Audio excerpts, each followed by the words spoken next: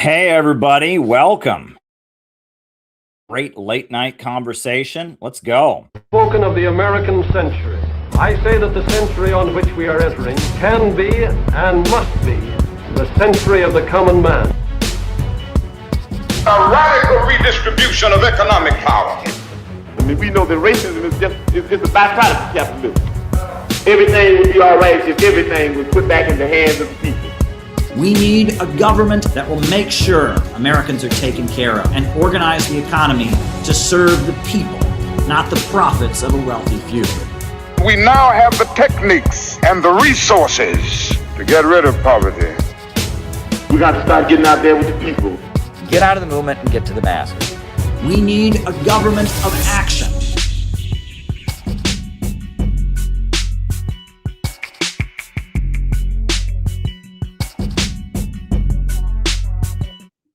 All right, everybody. Welcome. Now we're having yet another late night conversation. Now, the way this is going to work is the same way we've been doing these streams for years. First, I give my opening remarks, then we do the roll call, and then I answer your questions. Now, there's an interesting thing related to that I will get to in the announcements. But yes, if you got a question in the second half of the show, you can send a Rumble rant. You can cash at me at Caleb Maupin 22, or the best way to send your questions is to go to buymeacoffee.com/Caleb Maupin. So yeah, that's how we're going to do it. Now, the big announcement we've got tonight, and I don't know what to make of this. We are now able to accept super chats again, I think. Looks like I'm a YouTube partner. Once again, they're running ads on the channel. And so it looks like we can now take super chat questions as well. I would still prefer that you go to buymeacoffee.com/Caleb Maupin because I get all of that money. Well, most of it, right? Whereas YouTube takes a third, right? When you super chat me, a third of your money is going to Google and 2/3 goes to me. But if you go to buymeacoffee.com, all goes straight to me for the most part. I think they take a little bit, but very little. So that's still my preference, but it looks like we are monetized as a YouTube channel again.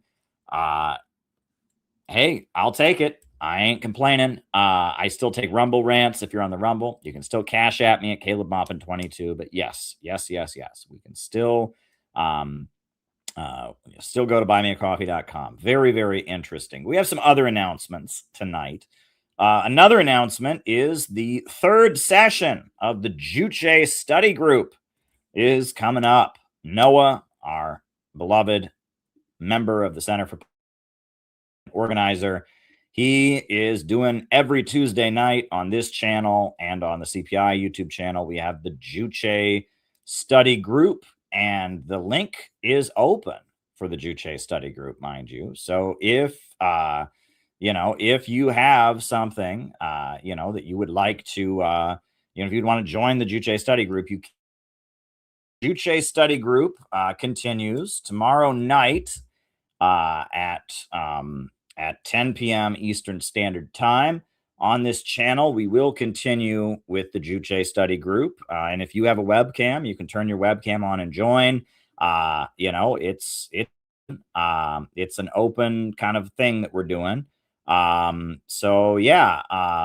you want to join the Juche study group tonight or tomorrow night, 10 p.m. Eastern Standard Time, should be fun. We're doing that. So that's our next big announcement. So tomorrow night, join us here on this YouTube channel, on the CPI channel for the Juche study group, and should be fun. All right, next announcement. While we're at it, the Center for Political Innovation is having our national 7-day training program, August 12th to 19th in Chicago. So we would love to have you join us. It would be great. It would be great to have you join us at the national training program. So if you're going to come, please register today. That's the register. And a lot is going to happen. There's going to be a big announcement very shortly related to the Center for Political Innovation. Some very good stuff is happening. We just go. We just don't stop, do we? We just go. And yeah, something very, very exciting is about to happen. Another shoe is about to drop with CPI. But if you want to join us this August at our national 7-day training program, go ahead and register. So we got that. So yeah, other than that, we are in a situation where it appears that we can accept super chats once again. So if you want to send a super chat, you got something you want me to talk about in the second half of the show, you can at this point. It appears no one's done it yet, so no one's tested it yet. So I don't know if it works or not. I haven't seen any super chats. But it appears that I can accept super chats. I turned them on and I'm monetized and I'm a YouTube partner, and it seems we'll accept super chats. However, I would still prefer, my preference is buymeacoffee.com. We do the Rumble rants, Caleb Maupin 22. So, hey, whatever works, folks, whatever works. Interesting to see how these things develop. So first, there'll be my opening remarks, and then the roll call, and then I will answer your questions for the remainder of the show. So if there's something that you would like me to talk about the second half of the show, by all means, send me a question.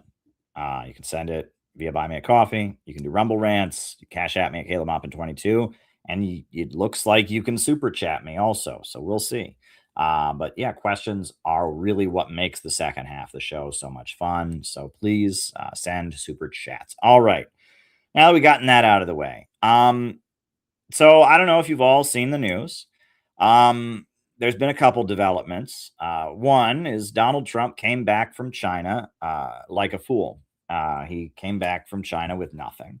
He got China to say they want the Strait of Hormuz to be open. Well, so does the whole world. Iran would like the Strait of Hormuz to be open. Everyone wants that. But in order for the Strait of Hormuz to be opened, the USA needs to stop terrorizing Iran's demands. China didn't comment on that.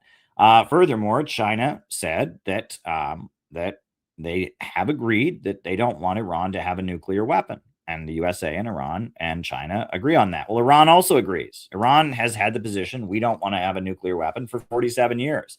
Now, in light of recent events, that could potentially change. But as of now, there is a fatwa condemning any use of any proliferation of nuclear weapons by Iran. So Trump went to China and he was supposed to do Art of the Deal, and it was a nice trip. I mean, they had the marching band and the kids and the military parade, and it was great that Trump went there. And it seems like there could be some improvement of relations. China discussed buying American oil, but Trump didn't make any epic, dramatic deals. When it came to the Taiwan issue, China firmly communicated, you got to stop messing with us on Taiwan.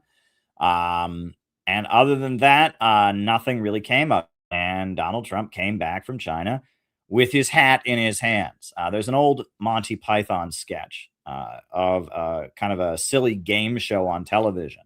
And when someone leaves, they say, well, nobody leaves this show empty-handed, so we're going to cut off his hands. Well, at least they didn't cut off Trump's hands. They didn't cut off Trump's hands. But he left the show.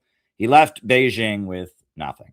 And people had it in their heads that he was going to go there and he was going to tell China they had to do blank. No, they didn't. He was going to go there and China was going to then go to Iran and kick Iran's butt. No. He was going to go there and not. No.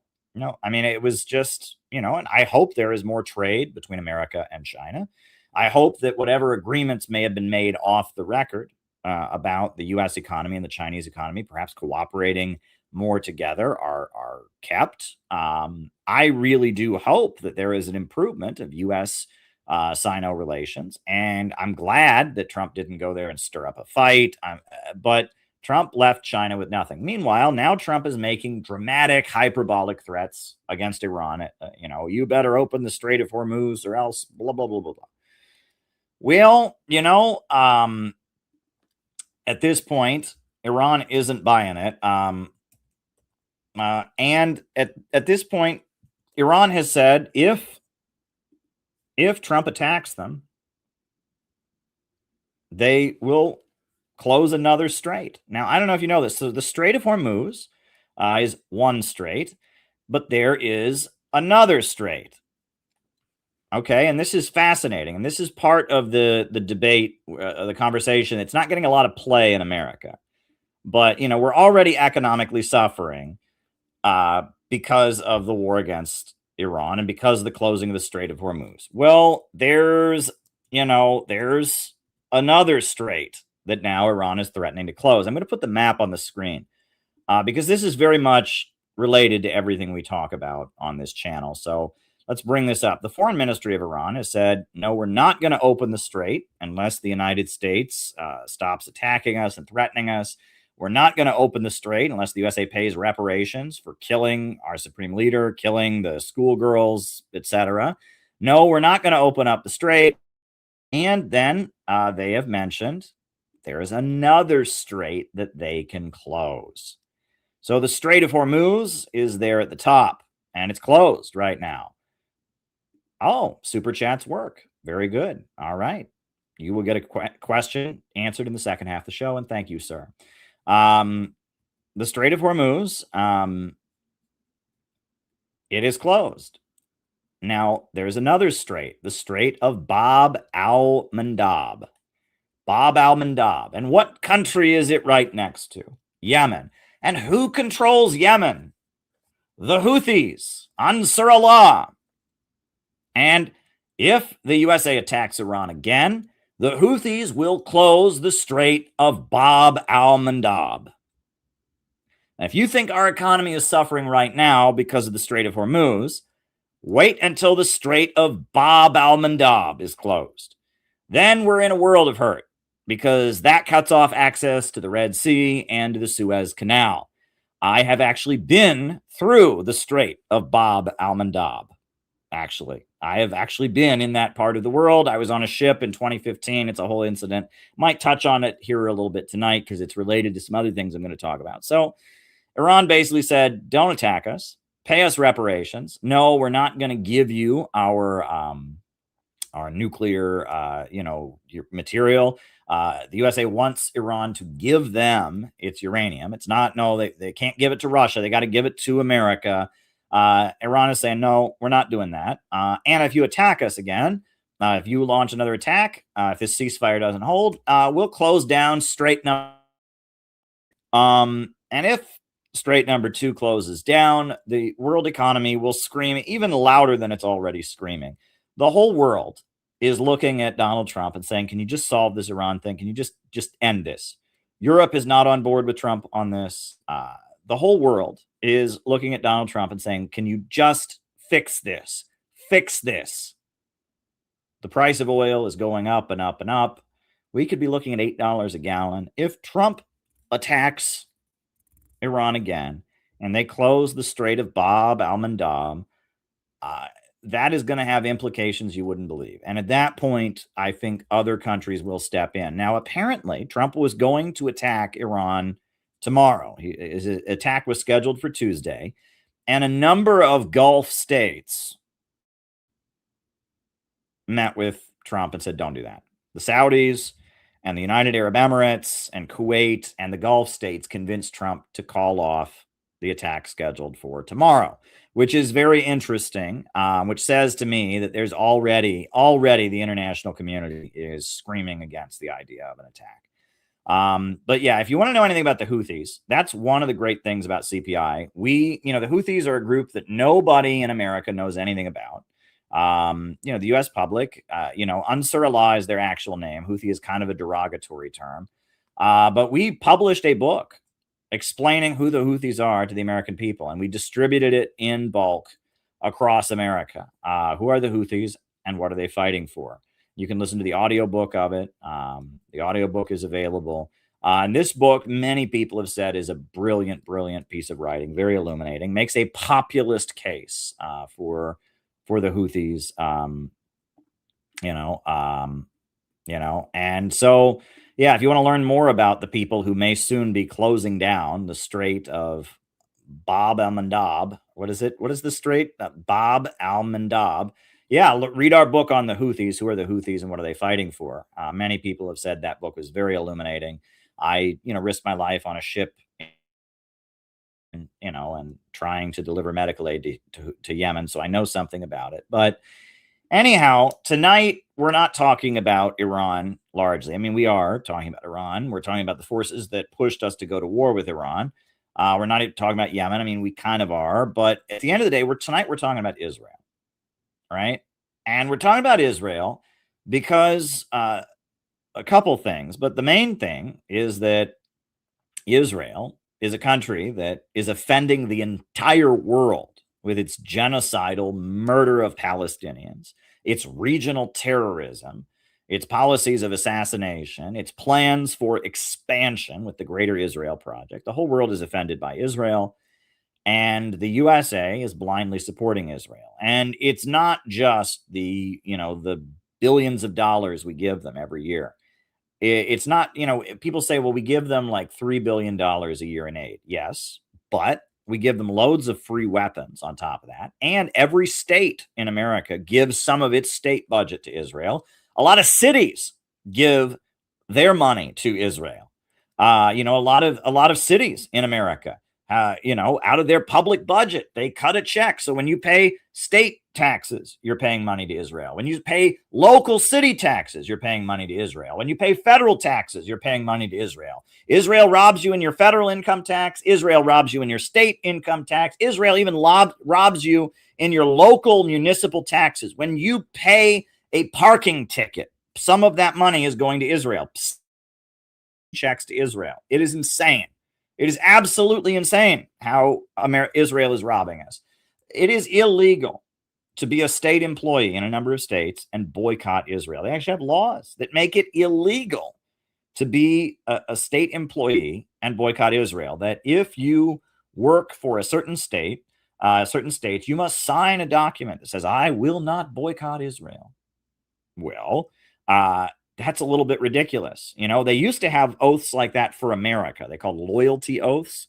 And they started getting rid of those. They used to be that, if you wanted to be an employee, a teacher in California, you had to fill out a form where you certified you were the Communist Party and you are loyal to America and you support America in all wars. And people stopped signing those. And I think they've watered it down. There is some kind of loyalty oath now, but it's not the same. It's not, like a crazy one. But I mean, they've gotten rid of that. But I guess loyal to Israel, that if you become a state employee of states, you have to certify that you will not boycott Israel. This is ridiculous. So in light of that, I wanted to take aim. Bill Maher. Occasionally, Bill Maher says things I agree with, but he's largely a new atheist asshole. And Bill Maher decided to do a video that was just blind apologia for Israel. It was just blind apologia. So we're going to debunk Bill Maher's Israel. On May 14th, 78 years ago, everyone must either wish her a happy birthday or admit they're anti-Semitic. That's right. If you don't love Israel, you're anti-Semitic. Now, it's everyone's right in a free country to be anti-Semitic, but enough with hiding behind Israel or Zionism or Netanyahu. If you think, as so many do now, that when it comes to human rights, Israel is the monster country of all time, you either don't read or you don't care about your own hypocrisy. Now, listen to this. Now, this is very interesting. This is a really common argument from Zionists. I've heard this from Zionists for years. And listen to this, because it's a little bit of an interesting manipulation. Because there are so many worse places. But that's where we are these days. No Jews, no news. Haha. But China, Russia, China persecuting the Uyghurs has been debunked, by the way. That was largely debunked.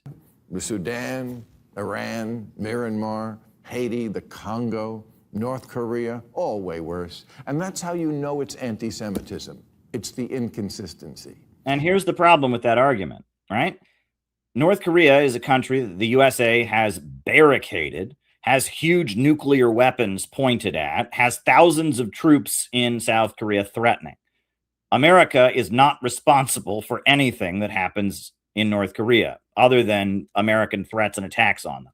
China is a country the United States has crazy sanctions against, views as a competitor, etc. Russia, the United States is funding an army of extremists and fanatics in Ukraine that are waging a war against them. He lists a bunch of countries that America is either at war with or engaged in proxy wars with, and says, well, no one's criticizing them. Actually, they are criticizing and demonizing these countries routinely. But on top of that, our tax dollars are not funding and aiding these countries. They're doing the opposite. Our tax dollars are being used to attack these countries. The reason that people protest against what Israel does in America, and they don't protest as much against China or Russia or North Korea or whatever, is because our government is completely in bed with Israel and propping up everything that Israel does.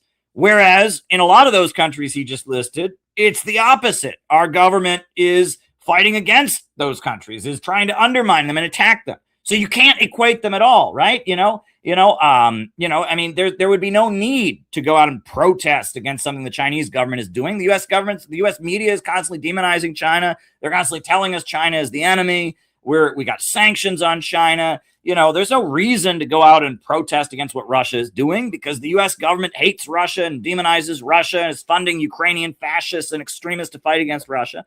But everything that Israel does is being paid for and subsidized by us. There is a huge difference between what our government is enabling and doing at our expense and what some government on the other side of the world that has nothing to do with us is doing. And that is such an obvious difference, right? It's such an obvious difference. But it's this whining, this constant whining. And, you got to love this, right? Zionists are way overrepresented in the U.S. Congress, way overrepresented at Harvard University, represented in American colleges, way overrepresented in Hollywood. Anywhere there is money in America, anywhere that there is power in America, anywhere there's influence in America, you will find a bunch of Israel worshipers. But somehow, they're the most oppressed minority that's ever existed. How do they do this? I don't understand this. How can a group be so overrepresented, have so much access to money, so much access to power, so much influence in Hollywood, in academia, on Wall Street, anywhere there's power in America, you find a bunch of Israel-worshiping vampires. But somehow, they're an oppressed minority. Understands them. No one's ever had it harder than they have. And if you just say what I just said, I'm sure this is called anti-Semitism. Someone can clip this and say that I hate Jews based on everything I just said there. And they probably will.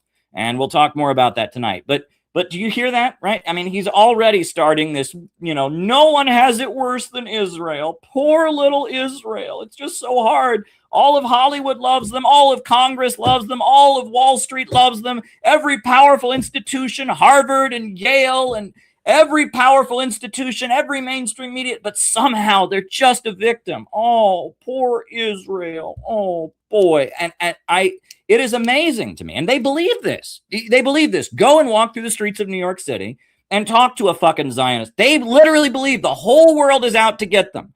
We give them all of our money and our taxes. But somehow, no, the whole world is out to get them. Their sister one time saw a Palestine flag, and that's just like the Holocaust all over again, and their cousin went to a college that had an Arab professor who said he didn't agree with Israel. And oh my God, they are the biggest bunch of snowflakes and cry bullies you've ever met. And he's already starting with this. Somehow he can't understand that all those countries he listed, the American government isn't enabling and funding them, and that there would be no reason to protest the American government and protest loudly against them in America, because most of those countries America's already attacking. But anyway, here we go.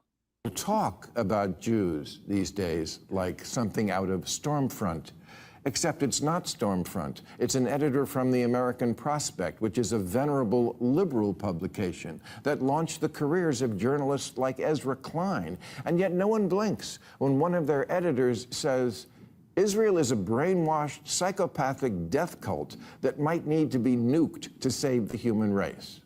Yeah. Well, have you noticed that there's loads and loads and loads of voices in mainstream media that blindly defend Israel like you? He's literally on cable television. There are millions of people watching him live as he's whining here. And he's upset that somebody on the other side in mainstream media, somebody in mainstream media said, anti-Semitic things or anti-Israel things. And it's like, do you not realize Israel is bombing and murdering people? And almost all the voices in mainstream America are saying that's okay. And you don't think people are going to see all those images of dead children in Gaza. And you don't think that some of them are going to have an over-the-top hateful reaction to that? It's like if I went around, let me just talk about it. If I went around, stabbing and murdering people, right? And I went around doing it saying, I have a right to do it because I have red hair.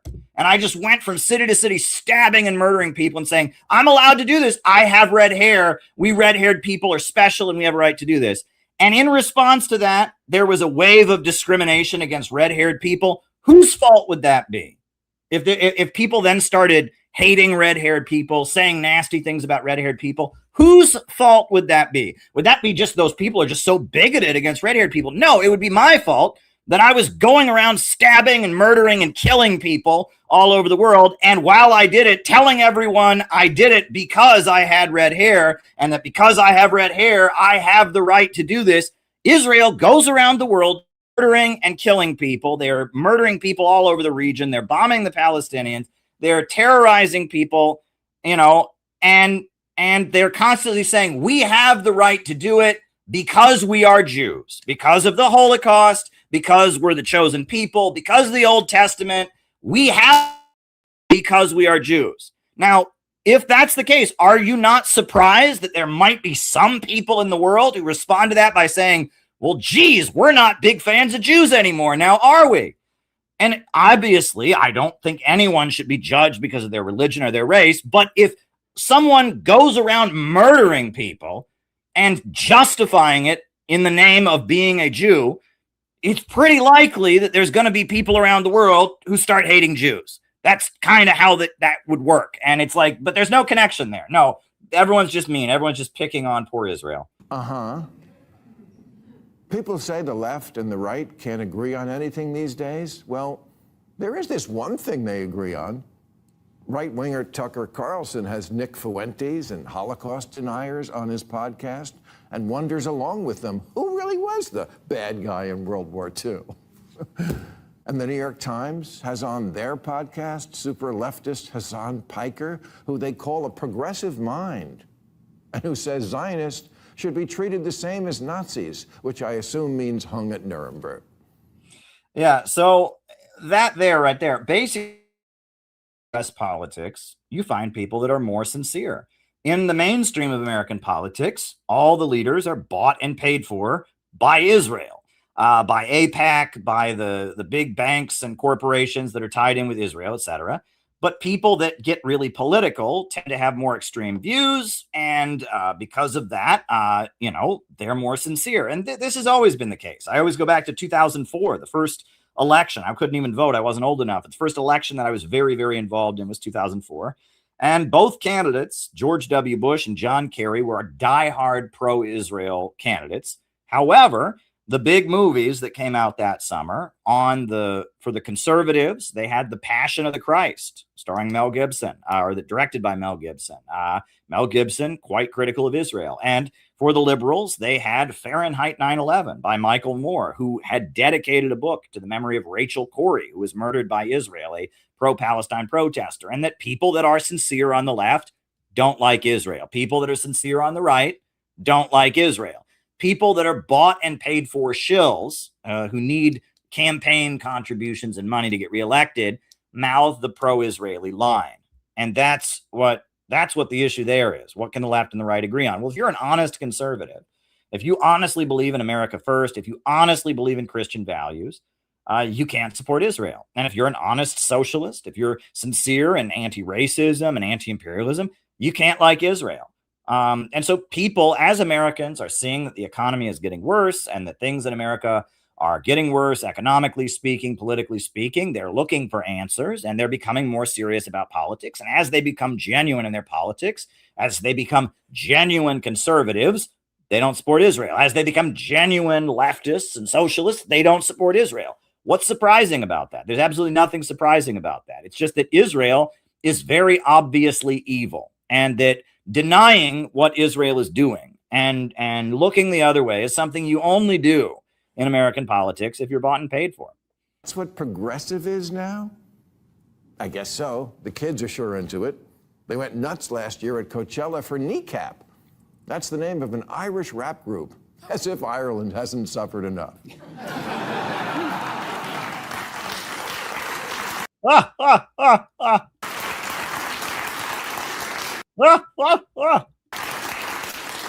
Their Irish people can't rap. stage set is a sign that says, fuck Israel. And then they send a beach ball around the crowd. So, and how many events are there in America where people wave the Israeli flag nonstop? And how much pro-Israel pandering goes on from the pulpits of evangelical churches in this country? And you're here on national television, on HBO, spewing a bunch of Zionist garbage. People disagree with you. Boo-hoo. Boo. Boo-hoo. Like, this is, I don't understand this. How are Zionists oppressed just because people disagree with them? I mean, if every time I was in college or in university or knew somebody who disagreed with me, I started crying and saw a victim of a hate crime. I mean, it's just, so what? So this band from Ireland, the Irish people have fought against British colonialism. It was the British Empire that set up Israel with the Balfour Declaration, sent its military to kill the Arabs in 1936 to secure Israel. Israel is a product of the British Empire, and the Irish government historically has said some pretty good pro-Palestinian. Not understanding. I am not understanding. I'm not understanding how we're supposed to be mad because one band had a stage that had anti-Israel stuff on it, right? I'm not understanding why that's just the end of the world. Why that's just so sad, so hard. That's just, oh my God. I mean, like, seriously. So somebody disagrees with Israel. Somebody disagrees with Bill Maher. This rap group that I've never heard of from Ireland doesn't agree with Bill Maher. Cry me a river. And because again, Israel is the only country in the world doing anything bad. No one ever said that. No one ever said that Israel is the only country in the world doing anything bad. Israel's the only country that the American government gives billions and billions of our tax dollars to. Israel's the only country that you're not allowed to criticize in America. Israel's the only country that you can actually join their armed forces and not have your U.S. your U.S. passport taken away. Yeah, Israel's a pretty big exception in a lot of ways, but no one said they're the only country in the world doing anything bad. It's that their bad is being facilitated at our expense by our government. Our government is knee-deep in everything Israel does, paying for it, facilitating it, forcing us to suffer, forcing us into wars to remove their enemies, driving up the oil prices, impoverishing Americans. Yeah, it's a little bit of a problem. It's a little bit of a problem that Israel makes us pay for everything evil that they do. The meathead manosphere and the Code Pink people are on the same page because they both went to high school in America and they don't know anything. They know more than you do. They know more than you do. You seem to have not noticed that Israel's been on a killing spree, most especially for the last 5-6 years. You seem to have not noticed that, right? I mean, it's like, it couldn't be all the dead bodies. It couldn't be bombing Lebanon. It couldn't be. No. It's all just everyone's being so mean to poor Israel. I mean, they know more than you do, Bill. So we really could someday soon have the Tiki Torch Jews will not replace us crowd and the Queers for Palestine people working together to elect the next Hitler. And that's what they're afraid of. That's why anybody on the left who says, hey, your neighbors who voted for Trump are not the enemy, immediately gets called a Nazi, because that's what they're really afraid of. They're afraid of Americans in red states and blue states, Americans in rural areas and big cities, Americans in suburban communities and the South and the Pacific Northwest. They're afraid of Americans coming together and resisting this globalist, imperialist international system that Israel is a big part of. And that's what they're really afraid of. This whole thing tonight, he might as well just call this a rant against the notion of left-right unity, right? And on the right, you know, everyone's a communist. How dare you? You're a communist if you question any of the right-wing stuff. And on the left, oh, you're a Nazi. You're a Nazi white supremacist if you dare want to work with conservatives to stop a war, right? That's what Israel's really afraid of. Israel and the globalist imperialist system that is in bed with Israel, they're afraid of the American majority coming together and saying, we're done with this. We want to connect with the rising new economy in the East. We want a government of action that fights for working families. That's what they're afraid of. Left and right unity. And they're seeing the potential for it more than ever. Israel is a minority, and the billionaire monopolies and financiers behind Israel are a minority. North Carolina teenager who's been charged with plotting to drive through a synagogue to fulfill her life goal of killing as many Jews as possible, because a kid's got to have a dream. Yeah, well, you know, today in San Diego, California, 2 teenagers went to a mosque and shot it up and killed 3 people and then killed themselves. There have been shootings at mosques all over America for at least since 9/11. There have been, how many shootings at mosques have there been all over since 9/11, right? Let's find out. Let's get the answer. How many shootings at American mosques have there been since 9/11? I'm asking ChatGPT. How many shootings at American mosques have there been since 9/11 in America? It's thinking. It's thinking. It's thinking. How many have there been? How many have there been? It's thinking. It's thinking. It's thinking. It's thinking. You know, it's thinking. It's thinking. It's still not giving me an answer. It's trying to calculate all the incidents that have happened, all the shootings at mosques, right? Yeah. Yeah. And why is that? Why is that? Because there is a huge amount of Zionist propaganda claiming that Muslims are pure evil. Muslims are the most evil thing that happens. There's a load of propaganda directed at Americans, getting them to hate Muslims. And where does that propaganda come from? Israel. The idea that Muslims are the most evil people that ever existed, that all Muslims are the same, you know, and I've heard it all from them. You know, any Muslim who's not a terrorist is practicing taqiyya and is actually a terrorist. And they have this whole script they've developed. Muslims are the most evil thing. And there have been shooting after shooting after shooting at mosques because of the hate that people, including Bill Maher, spew. So, you know, give me a break. But I guess this teenager was planning something that they shouldn't have done. Obviously, I'm opposed to any act of terrorism, any act of targeting people for racial or religious reasons, any act of mass shooting or violence. I'm opposed to, obviously.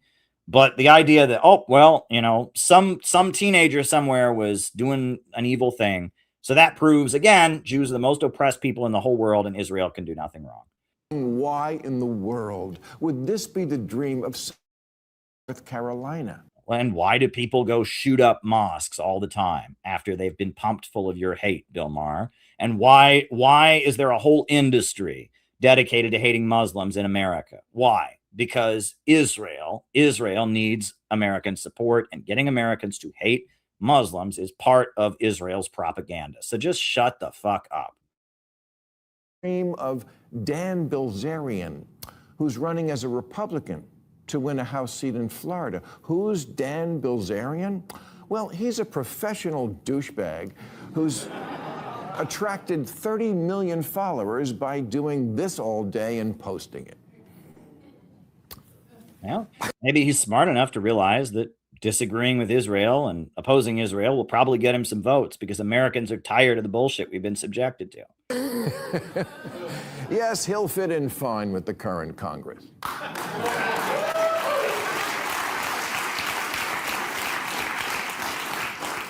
And Dan is fairly typical of the guys in the manosphere when he says, the only real battle in the world today that I see worth fighting is fucking, you know, exterminating Israel. I mean, I would sign up tomorrow to go fucking put boots on the ground and go fucking kill Israelis.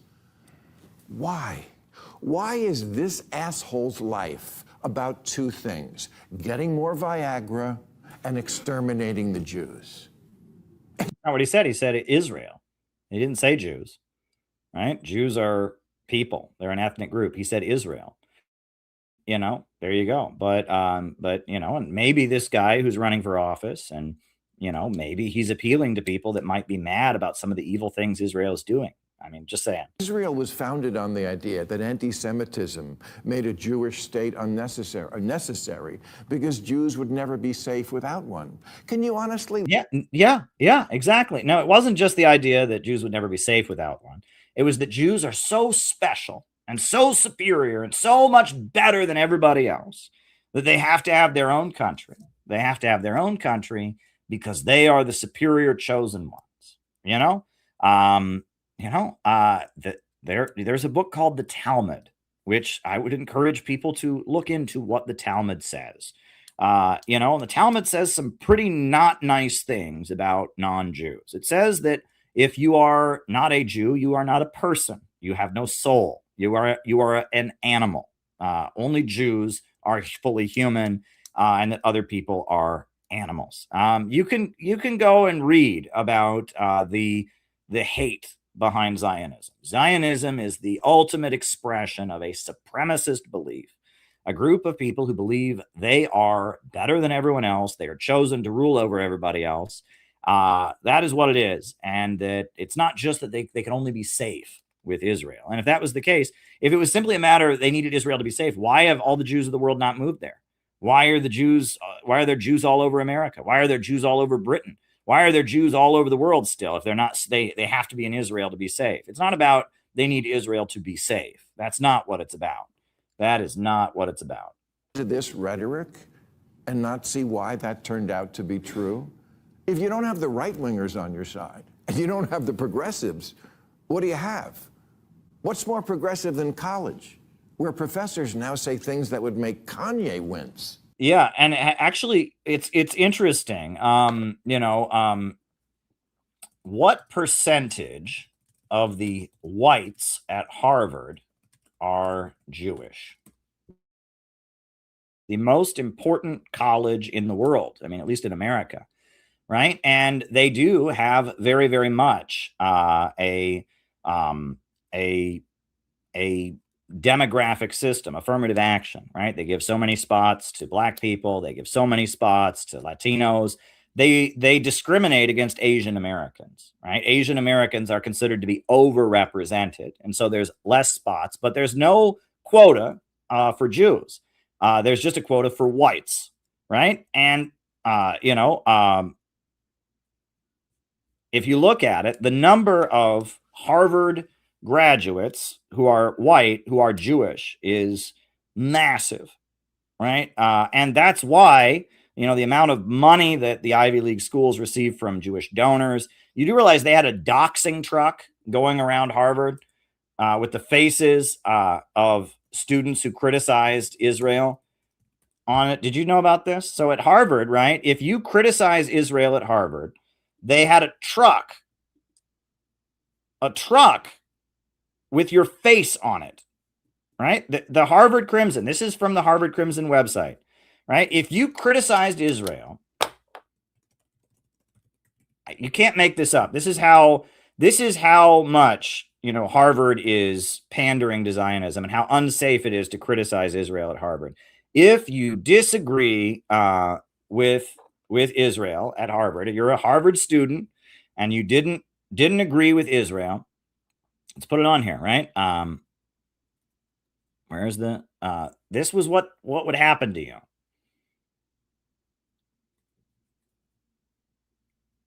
Hold on, just waiting for the picture to come up.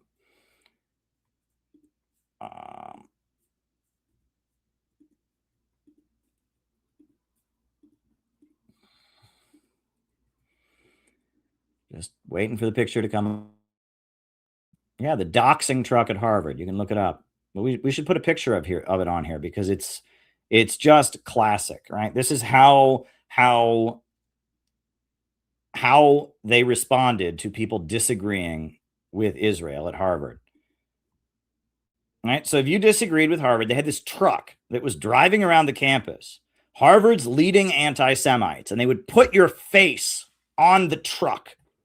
Can you imagine this? Just because you disagreed with what Israel was doing, just because you disagreed, you said, I don't agree with Bill Maher, I don't agree with Donald Trump, I don't agree with Joe Biden, I think Israel is bad.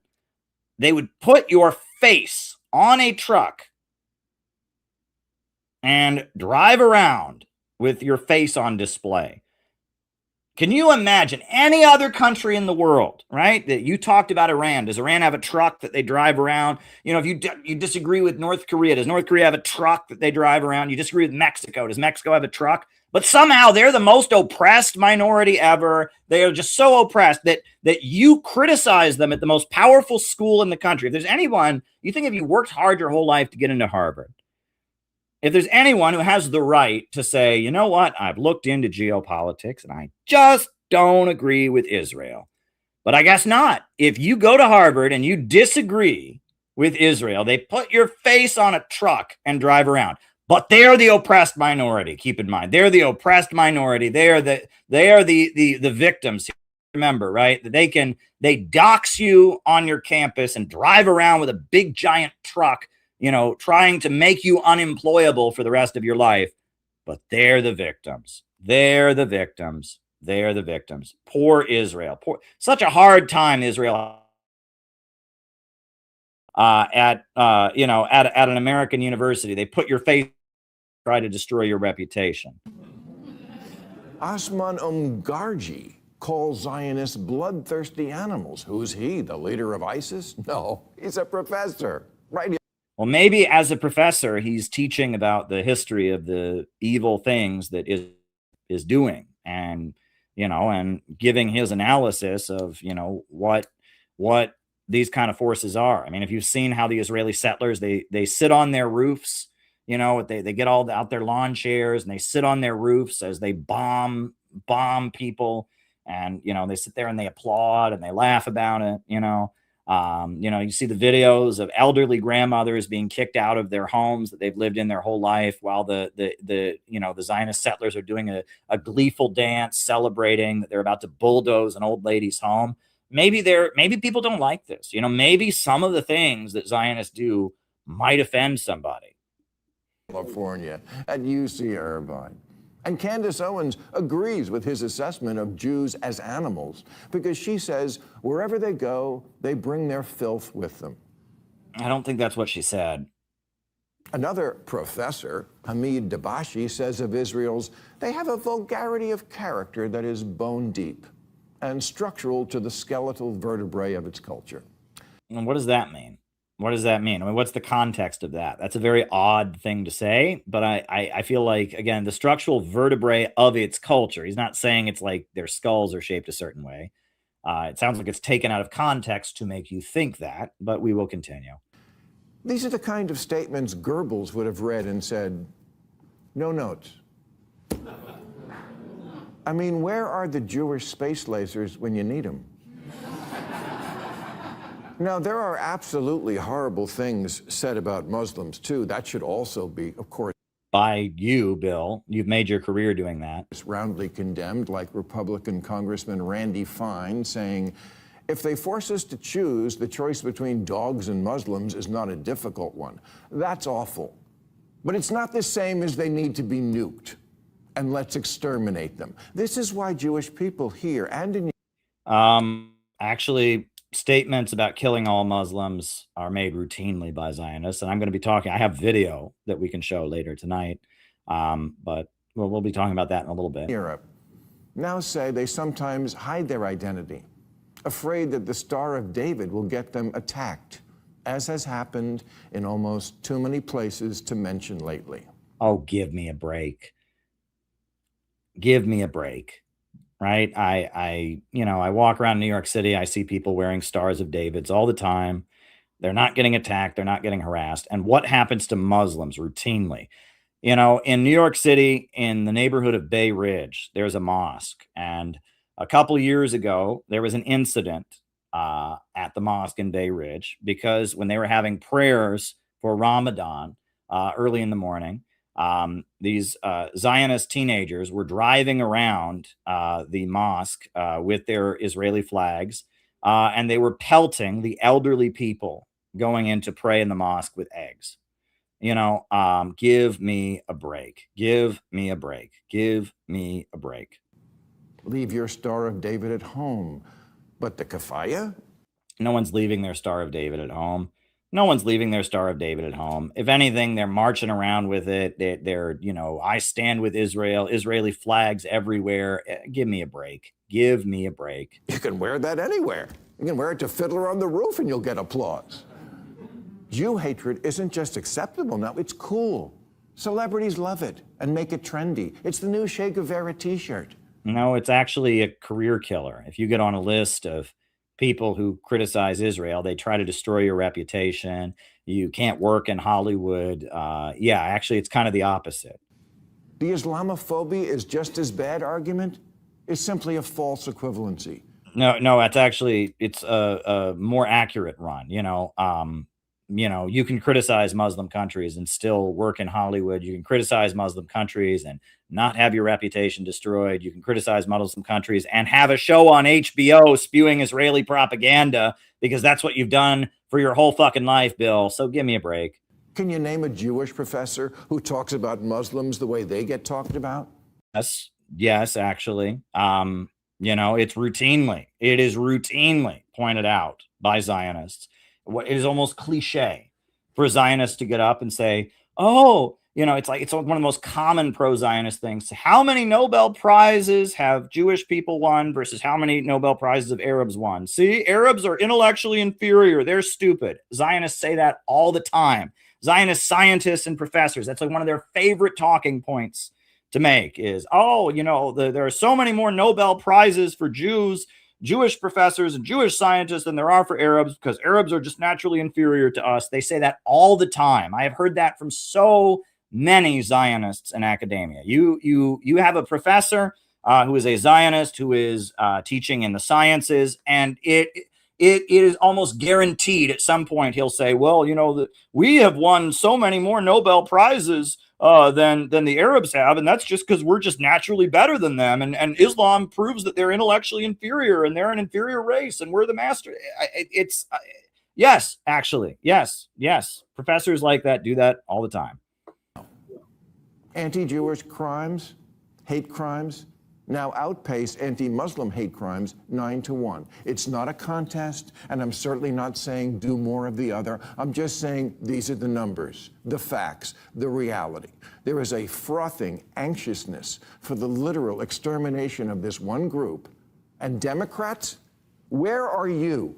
Yeah. Oh, yeah. It's so hard. And that's why we're giving them billions and billions of dollars of our tax dollars. That's why they've been murdering the Palestinians nonstop, and the whole world has been screaming about it, and they keep doing it. That's why we attacked Iran for them and are starting a war with Iran for them. That's why the Strait of Hormuz is closed right now, and global oil prices are going up, and the whole global economy is screaming for them. But yeah, I guess they're just so oppressed, and everyone's just being mean to them, and everyone's, give me a break. If any other minority group was being talked about this way, if any other group suffered the way they suffered, you'd break out the kenta cloth and have 10 benefit concerts. Oh, yeah. And there's never any pro-Israeli fundraisers. And there's never, it's not like every evangelical church in the whole country doesn't have an Israeli flag in it. It's not like Christians are being told every day it is their duty to be loyal to Israel and go die for Israel. I mean, no one ever does anything for poor Israel. But because you see that so many of your brainwashed by TikTok constituents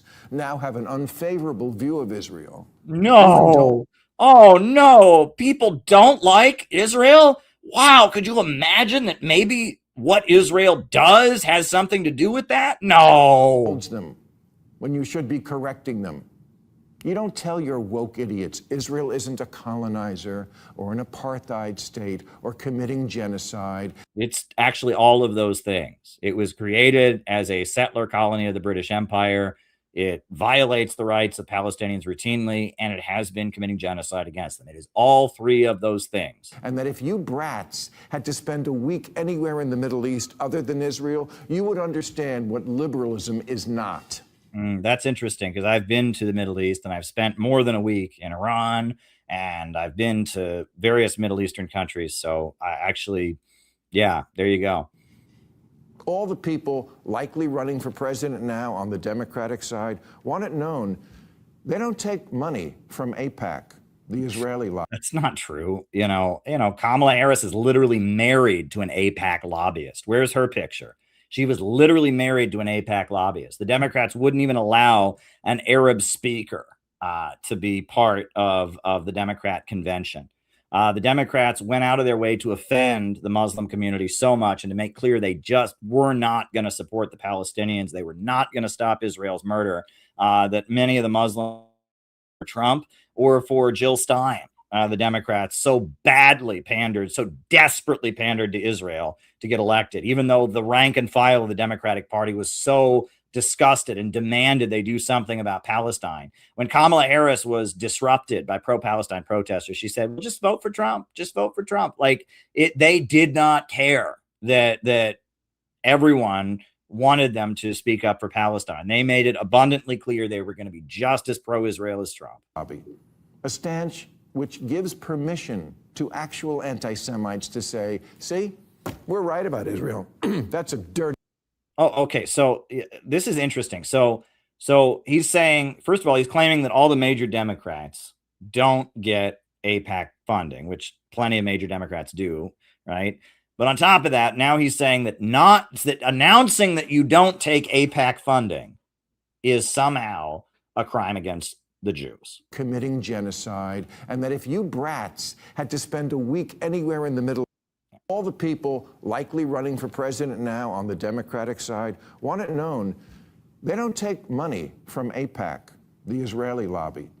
A stance which gives permission to actual anti-Semites to say, see, we're right about Israel. That's a dirty money from a dirty country. Yeah. So now you must take AIPAC money in order to not be anti-Semitic. If you announce that you're not taking AIPAC money, then you're saying Israel's a dirty country. So Israel, if people don't take money from AIPAC, Israel is being oppressed. So not only is Israel somehow the victim, even though almost all of our politicians are taking their money. If you don't take their money, they're being oppressed.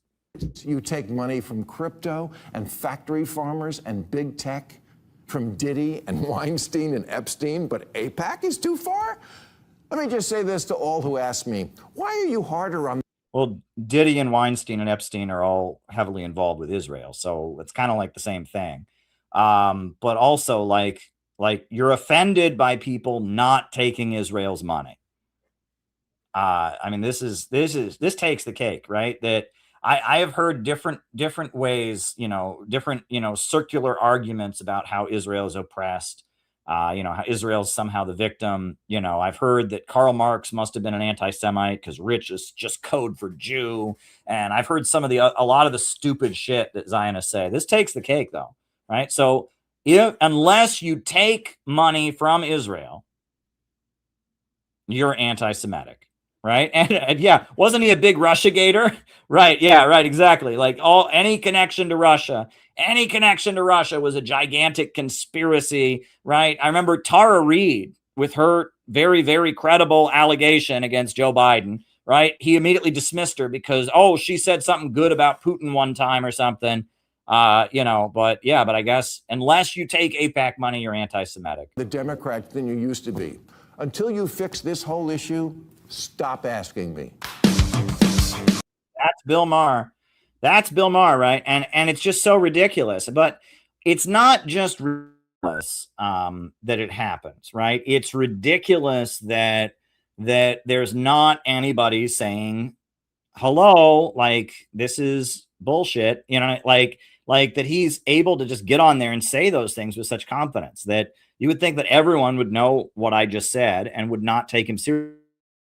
More sophisticated arguments, but he doesn't, right? He's able to just get on TV and talk that way because there's so much Israeli propaganda out there, and there's so many people, especially wealthy donors and advertisers, who want to hear that he can get on there and make those arguments that are just so full of holes. But you know, I want to. Noah is a leader of the Center for Political Innovation. He made a great video, but the video that he made is about what's going on right now. So Norman Finkelstein is somebody that I look up to. I've actually met him a few times. I've interviewed him for Press TV when I was with Press TV. I met him at the RT studio a few times. I have an issue against him, but he has suddenly come out swinging that no. Israel doesn't control America. Israel isn't influencing American politics. No, Israel's just the poor victim of U.S. imperialism. So Noah did a video essay about this issue that actually went in some very interesting directions. He just started talking about the controversy around Norman Finkelstein, and then from there, he started talking about all kinds of stuff. It's a really, really great video. So go subscribe to Noah's channel. I'm going to put his video on. It's a really, really tremendous video on many, many levels. Noah's really... I'm going to put the video on, and then I'm going to talk about a few more things, and then we'll answer questions at the second half of the show. So best way to send money for questions is to go to buymeacoffee.com. You can still send super chats. That is an option now, I guess. We're taking super chats again, you know.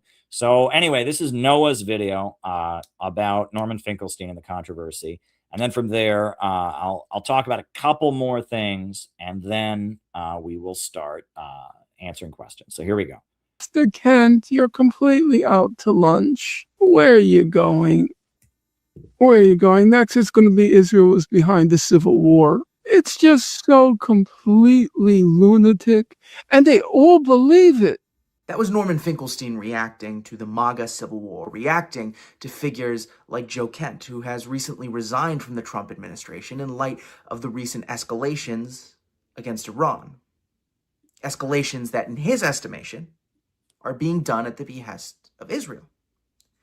And I must say, I find his reaction to be very disappointing. And this is in spite of the fact that Norman Finkelstein is somebody who I greatly admire.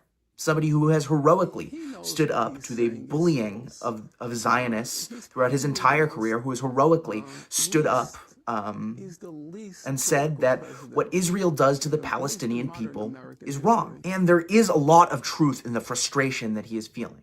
What we may call dissident MAGA, these extremely influential and well-connected conservatives, have broken with the foreign policy establishment of the United States, have broken with institutional conservatism and the donor class behind them in a huge way.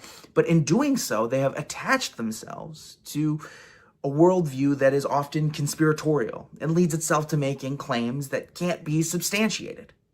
Claims around the September 11th attacks that I can't verify. Claims around the Kennedy assassination that I can't verify. And if there's anybody who would know, it would be somebody who is well connected within intelligence, like Joe Kent. But in addition to that, figures like Candace Owens have also engaged in some rather unhelpful historical revisionism. Moreover, Norman Finkelstein is not an activist. He's an academic, and his background informs his opinions. Academics are going to be more concerned with what they can verify, with credibility, than they are going to be with maneuvering among social forces and trying to change the world. And we have to understand that before we go dogpiling on somebody like Norman Finkelstein. But his comments are endemic of two major problems with the way that even quote-unquote anti-imperialist leftists think about politics. First of all, there is an unfortunate anti-populist attitude that accompanies a lot of leftist politics, especially since the hippie counterculture. And second of all, there is a major issue with the framing of issues and an inability on the left for leftists to break with orthodox left-wing explanations for global events. For years, when it comes to affairs in the Middle East, the standard leftist answer when it comes to Israel is that it is simply an outpost of U.S. imperialism, without any agency of its own, like Turkey or like Saudi Arabia. This excerpt from the Trotskyite newspaper of the Socialist Workers' Party of Britain says it best. Quote, "Today, the Israeli tail does not wag the dog of U.S. imperialism. To suggest Israel can manipulate the U.S. dog to favor it over Arab states makes little sense." Leftists will then go on to compare the treatment of the Palestinian people to the genocide committed against the Native Americans in the United States and their treatment, with the final argument being that Israel is an evil settler colony, just like the United States, and just like Americans are all bad people, Israelis are also bad people, and so that if you hate America, you should hate Israel too. Now, in response to questions about official narratives, about things like the USS Liberty, or the attacks on 9/11, or the Kennedy assassinations, or even lobbying groups like the American-Israeli Political Action Committee, the response is to list a bunch of atrocities committed by the United States and say, see, the United States does bad things, so you shouldn't pay attention to any of that. Now, this sort of messaging is effective when the majority of the population was dismissive of anything that challenges mainstream narratives, when the majority of the population would have dismissed any criticism of Israel at all as being anti-Semitic. But as the majority of the population wakes up, as the majority of the population opposes the war in Iran, opposes what Israel does to the Palestinian people, and has questions about things like AIPAC and the amount of money that they funnel toward our politicians and the preferential treatment given to Israel, such an explanation falls completely flat. It's essentially saying to the American people, who are you going to believe, me or your lying eyes? Now, it is true that Israel operates within a broader imperial apparatus, and that it was largely created by Britain through the Balfour Declaration to be a military base for the United States and earlier for British imperialism. Joe Biden said it best when he said, "Were there not an Israel, the United States of America would have to invent an Israel to protect her interest in the region." But it is also true that Israel is a state that has its own interests, separate from the broader long-term interests of U.S. imperialism. And that Israel gets special treatment even among other outposts. Israel is not South Korea. Israel is not Japan. Israel is not Germany. Israel is not Colombia. It is illegal for a U.S. citizen to serve in the military of any foreign power. And by serving in the military of any foreign power, you are giving up your U.S. citizenship. That is, of course, with the exception of Israel. Moreover, what conservatives like Joe Kent or Tucker Carlson are speaking to when they talk about the United States being captured is a feeling that has taken root among the American people and is very real. And that is a feeling that America has lost its sovereignty. A feeling that our leaders are not acting with our best interests at heart. And they're right. They're right that our leaders are not loyal to the American people, but to the interests of a global system that dominates the world through banks, cartels, and syndicates. We have leaders that are not loyal to their constituents, but to their donors. They are loyal to Wall Street and to the City of London, and to an international financial system that also includes outposts like Israel, which have their own interests and exert outsized influence. So when Norman Finkelstein and others, because he's not the only person saying things like this, says things like, there's no evidence, and I've studied it very closely. There's no evidence that the U.S. went to war against Iraq at Israel's behest. They're saying something that not only do the American people feel in their bones to be untrue, but also, from an activist perspective, is completely counterintuitive, especially if you are an advocate for socialism. Because a society where the banks, factories, and industries are collectively owned and organized according to a central plan is the only way for us to get out of this situation. And such societies have always come into existence as a result of a national liberation struggle. By this I mean a struggle of the people for sovereignty and control of their countries against the powers that have subordinated them.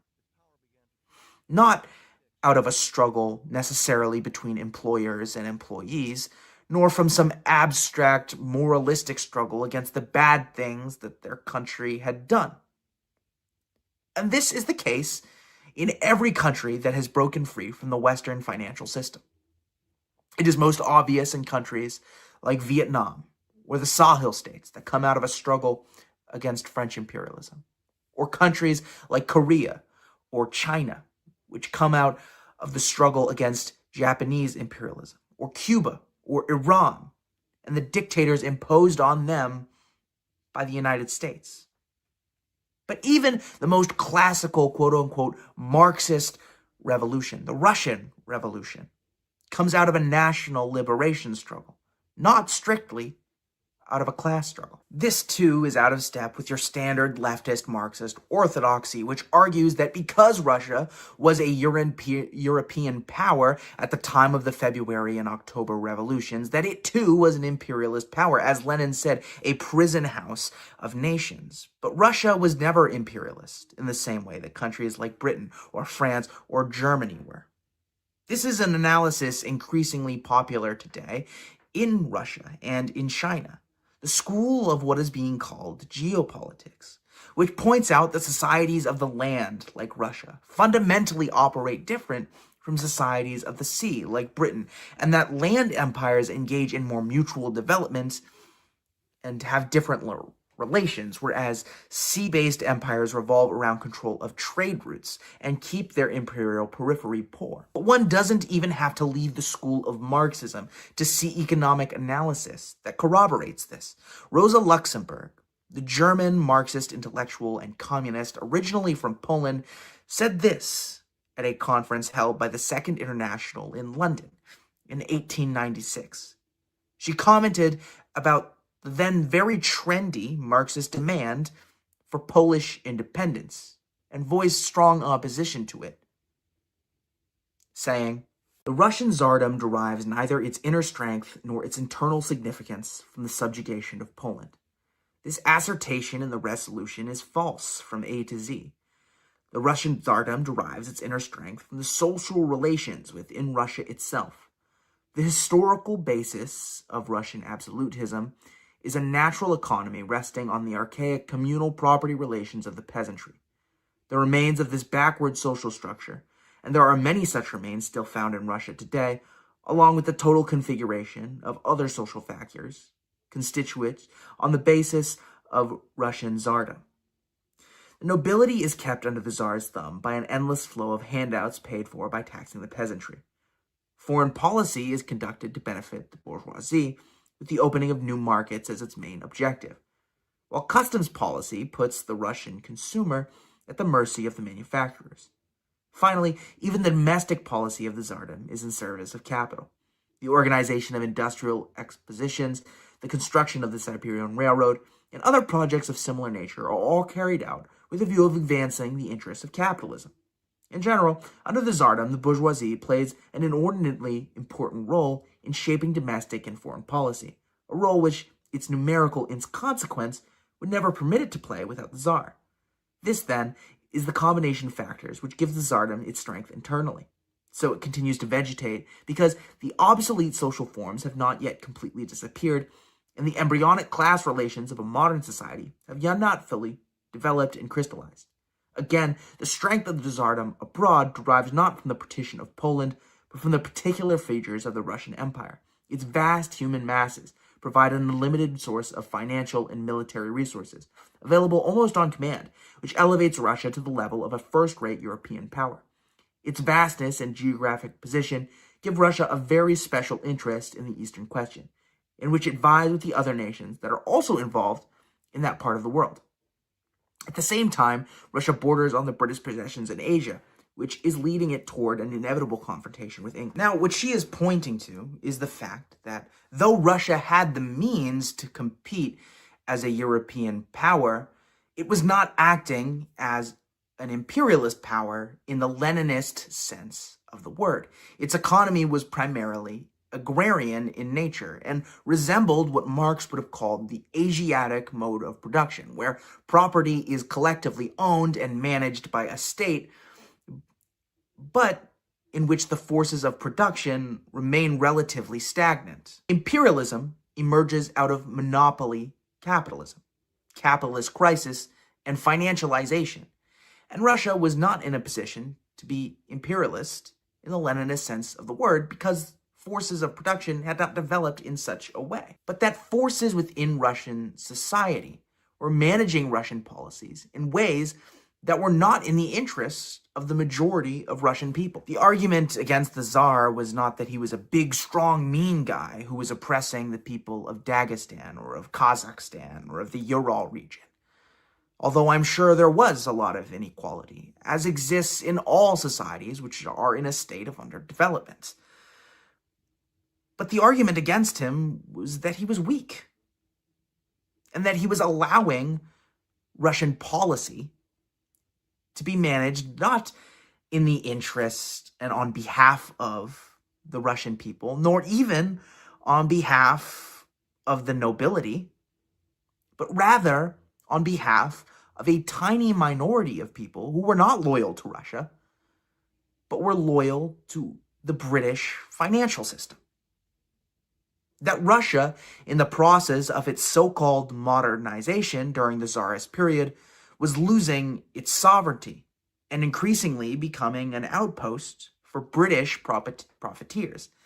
Donetsk, for example, was originally settled by the Welsh, by Welsh industrialists, and intended to be an outpost for the British in the region. Even the Tsar was not enough of a puppet for the comprador bourgeoisie, who felt that he was mismanaging World War I, a war meant to renegotiate the colonies amongst the European powers, a war which Russia had been dragged into against the interests of the Russian people on behalf of the British, which is why they ousted him in February of 1917 and replaced him with the puppet Alexander Kerensky.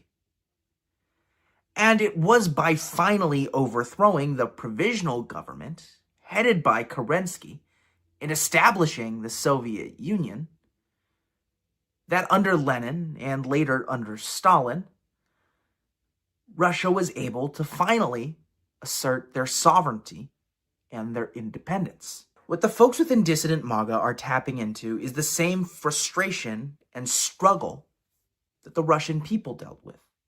They know intuitively that we are not in control of our government, and that our leaders are not loyal to us, but to an economic system, and sometimes even to foreign powers.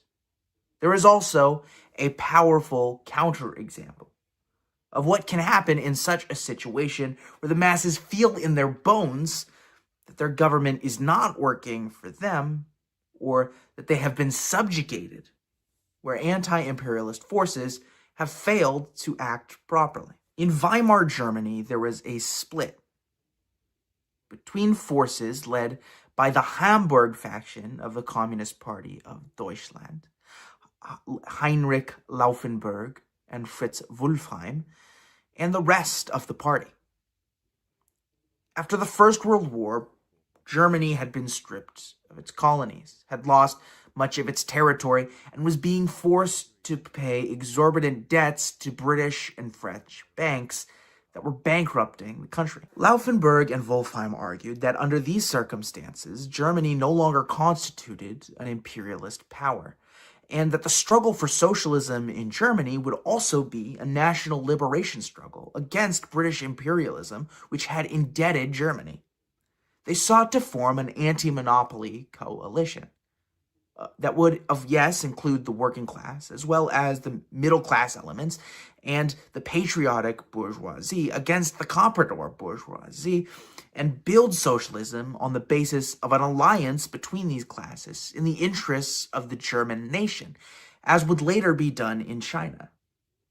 But this was a minority position within the Communist Party of Germany, and the Hamburg faction, the so-called National Bolsheviks, were expelled, accused of ultra-leftism, syndicalism, and Luxembourgism. And the Nazis, who were actually the foot soldiers of the very same comprador bourgeoisie, the German monopolists like Krupp and like Tyson and like Hallermer-Schacht, who were keeping the German people subjugated and poor, were the ones talking about the national resentments that the German people felt, and ultimately used this to take power, to crush the Communist Party of Germany, and commit numerous atrocities, as well as marching the German people into the disaster that was the Second World War.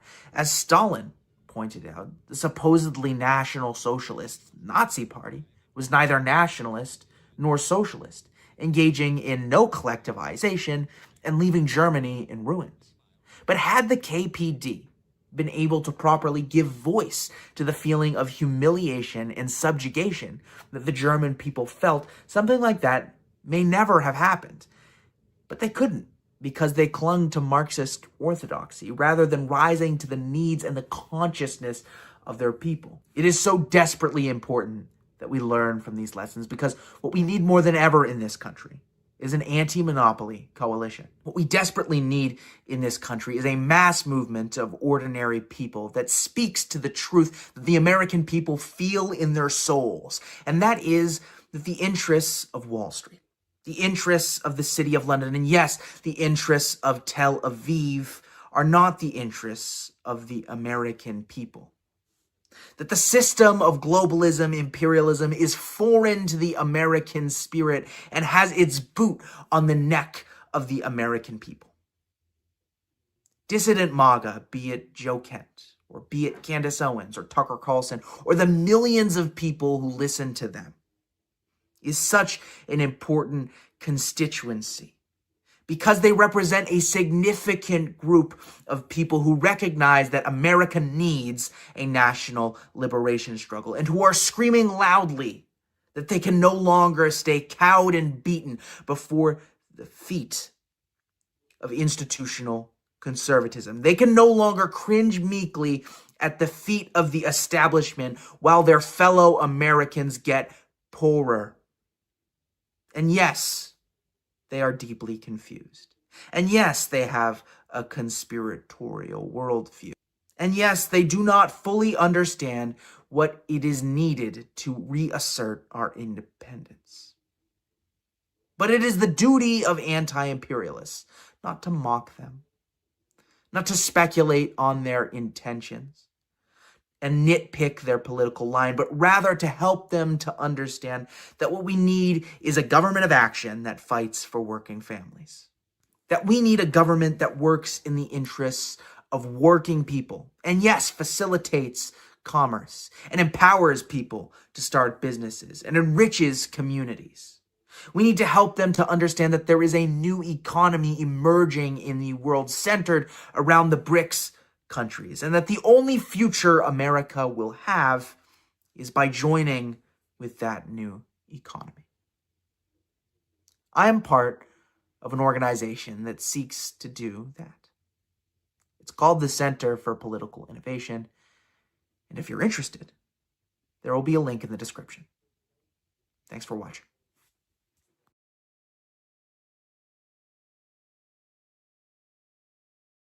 That was a great video from Noah. Absolutely tremendous. We need a government of action to fight for working families. Join the Center for Political Innovation.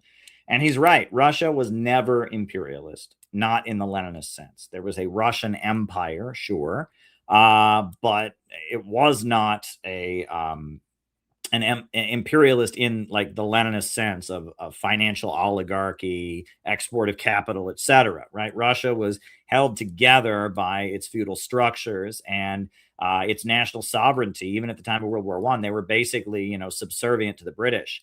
And they were being kind of pushed into World War I by the British and the Americans, when Germany should have been their natural friend and trading partner, is right there on the border. So, yeah, that you know, Lenin called Russia imperialist, called it a prison house of nations.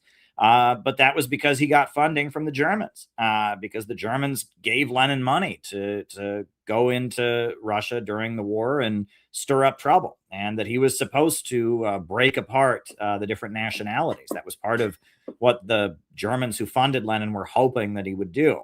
He ended up taking power. But even after taking power, the Bolshevik obsession with emphasizing national divisions has hurt Russia. That's what Russian President Putin has said many times. The fact that Lenin was obsessed with declaring nationalities, emphasizing national differences, that weakened the Soviet Union in a lot of ways. So it's complicated. But yes, Lenin's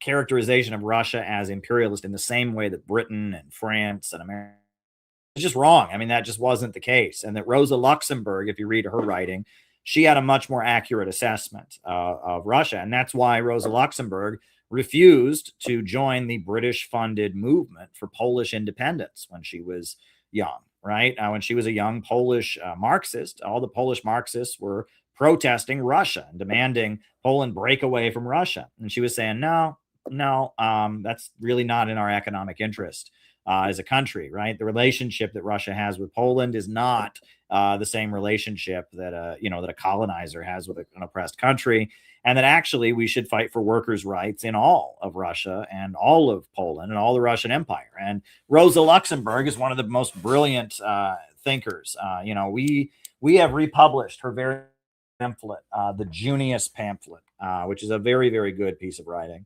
That I really hope you will read our edition of it. You know, and we included imperialism and the split in socialism and what the Spartacus League wants. This is a good pamphlet. It's a book that we put out of Rosa Luxemburg's very, very important pamphlet from World War I. So I hope you'll get a copy of it. I'm glad we could publish. It was actually David Fox who had the idea that we publish our own edition of it. And it's pretty good. I'm really glad that we did, and we've sold quite a few of them. People are hungry for this stuff, and it's out of print. It was out of print, you know, largely. You could buy like compilations of Rosa Luxemburg's writings, but you couldn't buy the actual pamphlet. And I did a lot of good research, wrote an introduction to it, and anyhow, so yeah, so it looks like we can take super chats again. We got 4 super chats that have come in, but the best way to send your questions is to do Buy Me a Coffee. I prefer you do Buy Me a Coffee. As you know, that's the best way to do questions, and I get all of that money. I don't, you know, super chat, a third of what you send goes to YouTube, Google, and so, you know, the best way to send questions for the second half of the show is Buy Me a Coffee. But you can also do Rumble Rants, you can Cash App me, or you can do super chats now. So hey, you know, it's a good thing, you know. But anyhow, I got a few more things I want to talk about, and then we'll open it up for questions. We'll do the roll call, and then I'll open it up for questions. So I came across this film, and this relates to what we've been talking about all night. This is a Zionist being interviewed by mainstream American media, and as she's talking, I want you to think: is she racist? Is she racist? Is living here. Here, like in the old city, I think Islam is cancer, and you don't transfer cancer to another patient. That's not moral. You have to destroy cancer. And what does destroy look like for you? To either kill or re-educate all Muslims. Oh. Yeah. Is she racist? Let's listen to what she said again. Living here. Here, like in the old city, I think Islam is cancer, and you don't transfer cancer to another patient. That's not moral. You have to destroy cancer. And what does destroy look like for you? To either kill or re-educate all Muslims. Oh. Yeah. So she said when it comes to Palestinians living in the old city in East Jerusalem, they should leave or be killed, and that Islam is a cancer, she said, and that you can't transfer cancer to another person. You should either kill or re-educate all Muslims. Is that racist? Is she a bigot? Is she a hateful person? I think it's pretty damn obvious that she is. However, I was in a political group for years, the Workers' World Party, that in response to girls like that and men like that, women like that, they would say, "Oh, that's so sad." And I heard it so many times, right, from these old gray-haired Marxists. "Oh, that's so sad." And it was funny because any working class person who was white who would say, "You know, I don't support gay marriage. Bigot, be gone." Any working class person who was white who was out, the flow of mass migration and my job, bigot, be gone. Right? Any working class person who was white who said, "I'm a Christian," bigot, be gone. But they would hear Zionists say, "Kill all the Arabs. Islam is a religion that needs to be outlawed." And they would say, "Oh, that's so sad." And it was absolutely infuriating to me, the double standard. And I want to tell you this story. This is some important background about me and where this channel came from and all kinds of stuff. So I was a member of the Workers' World Party. I'm from a small town in Ohio. I did important police brutality activism in Cleveland. I videotaped 2 women being beaten up by the police in Cleveland in 2010. And, I got them acquitted in juvenile court. It was a big incident that was on the local news. I moved to New York City in 2010, and I, got involved in the Occupy Wall Street movement. Eventually, I started functioning as one of the main media spokespeople for Ramsey Clark, the former U.S. Attorney General, who had like a nonprofit that was set up with Workers' World Party. And I represented them on international television, and I was quite good. I was basically one of their best speakers and best writers. And I was in the organization, and I got invited to Iran. And actually, I'm very, very proud, very, very proud. I'm very, very, very proud to, have spoken at this conference, in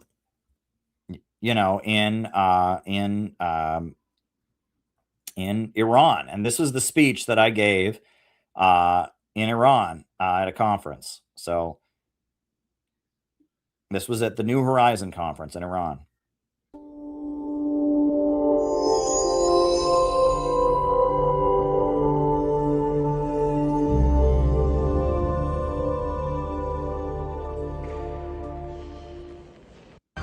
It's really a privilege to be here at this very important conference, and I thank you for giving me a few minutes to just make some brief remarks. It's not enough to simply be against racism or to say that you are against racism. Token anti-racist statements in the modern United States are everywhere. Though Martin Luther King Jr. was shot down and killed for his brave, dedicated work, after his death, he has been reduced to a harmless, patriotic icon. Even though the FBI tried to destroy him, school children throughout the United States are now taught that MLK is proof that the United States is, quote, the greatest nation in the world. Well, the truth is, as most people here are aware, the United States is not a nation. The U.S. is a country, and within its borders are oppressed and oppressor nations. African Americans brought to this country in chains constitute an oppressed nation within U.S. borders. A lot of people in the U.S. like to say they are revolutionaries these days, Bernie Sanders and others. I say you're not a revolutionary unless you recognize that black people constitute a nation, and that as a nation they have the right to self-determination, to choose separation or integration for themselves. Every time I come to this part of the world, I meet so many young people who have a completely delusional portrait of the United States. What young Iranians see on satellite television, this image of the United States as a kind of rich paradise, this image of the United States is completely false. If you watch U.S. media, 90% of the time you're only seeing Southern California or New York City. But the United States is far bigger than that. In the heartland of the United States, what Sarah Palin demagogically called the real America, there are millions of young people who are very unhappy. The U.S. economy has been wrecked by deindustrialization. The steel mills, auto plants, and other good-paying industrial jobs have been eliminated. The public sector in teaching, libraries, post offices, and such has also been gradually eliminated. Young Americans in service sector jobs are stuck in a low-wage economy, making a mere fraction of what their parents made in the much heralded American middle class that once existed. Young Americans watch the same garbage propaganda that is as what is broadcast into Iran, and they see how Kim Kardashian, the Real Housewives of New Jersey, and other wealthy people on American television live, and they then contrast it with their own lives. The rates of suicide, mental illness, and drug addiction among young Americans are rising. Young people in the United States are told that unless they are rich, they are worthless. And then they look into the future and see that they're going to spend their lives with a much lower income level than their parents and possibly spending it poorer than they expected. U.S. society, born in racism, slavery, and the slaughter of the indigenous people, is now entering a deep political and economic crisis. Now, what's true is not always obvious, but in some instances it is. And this is very obvious. The United States, in which there seems to be another mass shooting every time you turn around, is not a healthy, moral society. It's not a model or an ideal that any country should aspire to become. The most hopeful period in the history of the United States was the direct aftermath of the Civil War. The Civil War was really the Second American Revolution. Abraham Lincoln led a beautiful coalition. It included Christian abolitionists, labor unionists, industrial capitalists, and most importantly, the enslaved African people themselves. When the war broke out, enslaved African people stopped working in a general strike all throughout the South. Harriet Tubman became the first woman to lead U.S. soldiers into battle as she organized guerrilla bands freeing slaves along the Combahee River in South Carolina. The slaveocracy, aligned with the British Empire, was also supported by the Wall Street financial elite. They saw cotton exports from slave plantations as a way to make profits. But Wall Street, the British Empire, and the slave-owning aristocracy was defeated, and they were defeated by an amazing alliance.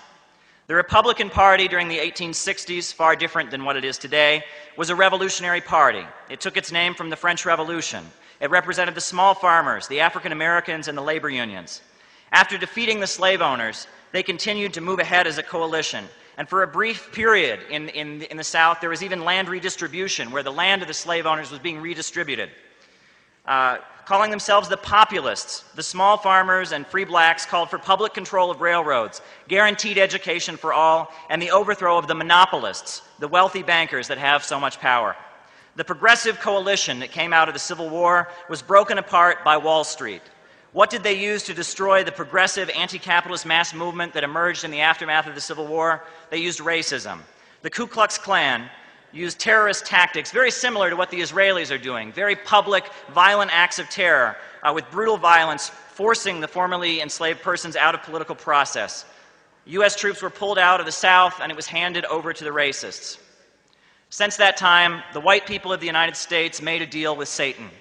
As the big bankers have plundered the world, using bombs, sanctions, and cruise missiles to beat down those who assert their independence, we went along with it. We waved flags, we were loyal and obedient, and in exchange we got houses, cars, and TVs. We were taught to identify with Wall Street and to look at the people of the world, as well as the black and brown people within the United States, as our enemies. But the devil does not keep his promises. The middle class, the bribe given to white Americans to buy their obedience and loyalty to empire, is gradually being eliminated. The standard of living in the United States is rapidly dropping. The civil liberties often bragged about by U.S. leaders are being stripped away as the U.S. is gradually transitioning to becoming a low-wage police state. The U.S. economy has become centered on destruction. Prisons for profit, police on every corner, empty foreclosed homes, rampant aggression, and war around the world.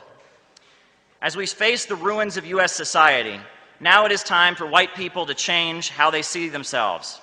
We need to understand that the satanic cabal of bankers that has committed so many crimes around the world is also our enemy. The people of Iran, Venezuela, Russia, China, Palestine, Yemen, and anywhere else who are standing up and trying to break free from their system of global usury are our friends. A new revolutionary coalition must be forged, an alliance of those within U.S. borders who reject the rule of the globalist bankers and can function almost as a U.S. division of the global, gradually emerging axis of resistance. Every day, the U.S. government provides $18 million to the Israelis as they escalate their genocidal crimes and provocations. A mass people's movement could demand that the money instead be spent on providing health care, education, and jobs for the next generation of youth within the United States. The U.S. currently has thousands of troops stationed in military bases throughout this region. A mass people's movement could demand that instead these soldiers be brought home and put to work rebuilding the crumbling bridges and roads throughout the United States. The United States is currently facing very hard times. However, as has often been said in the past, hard times are fighting times.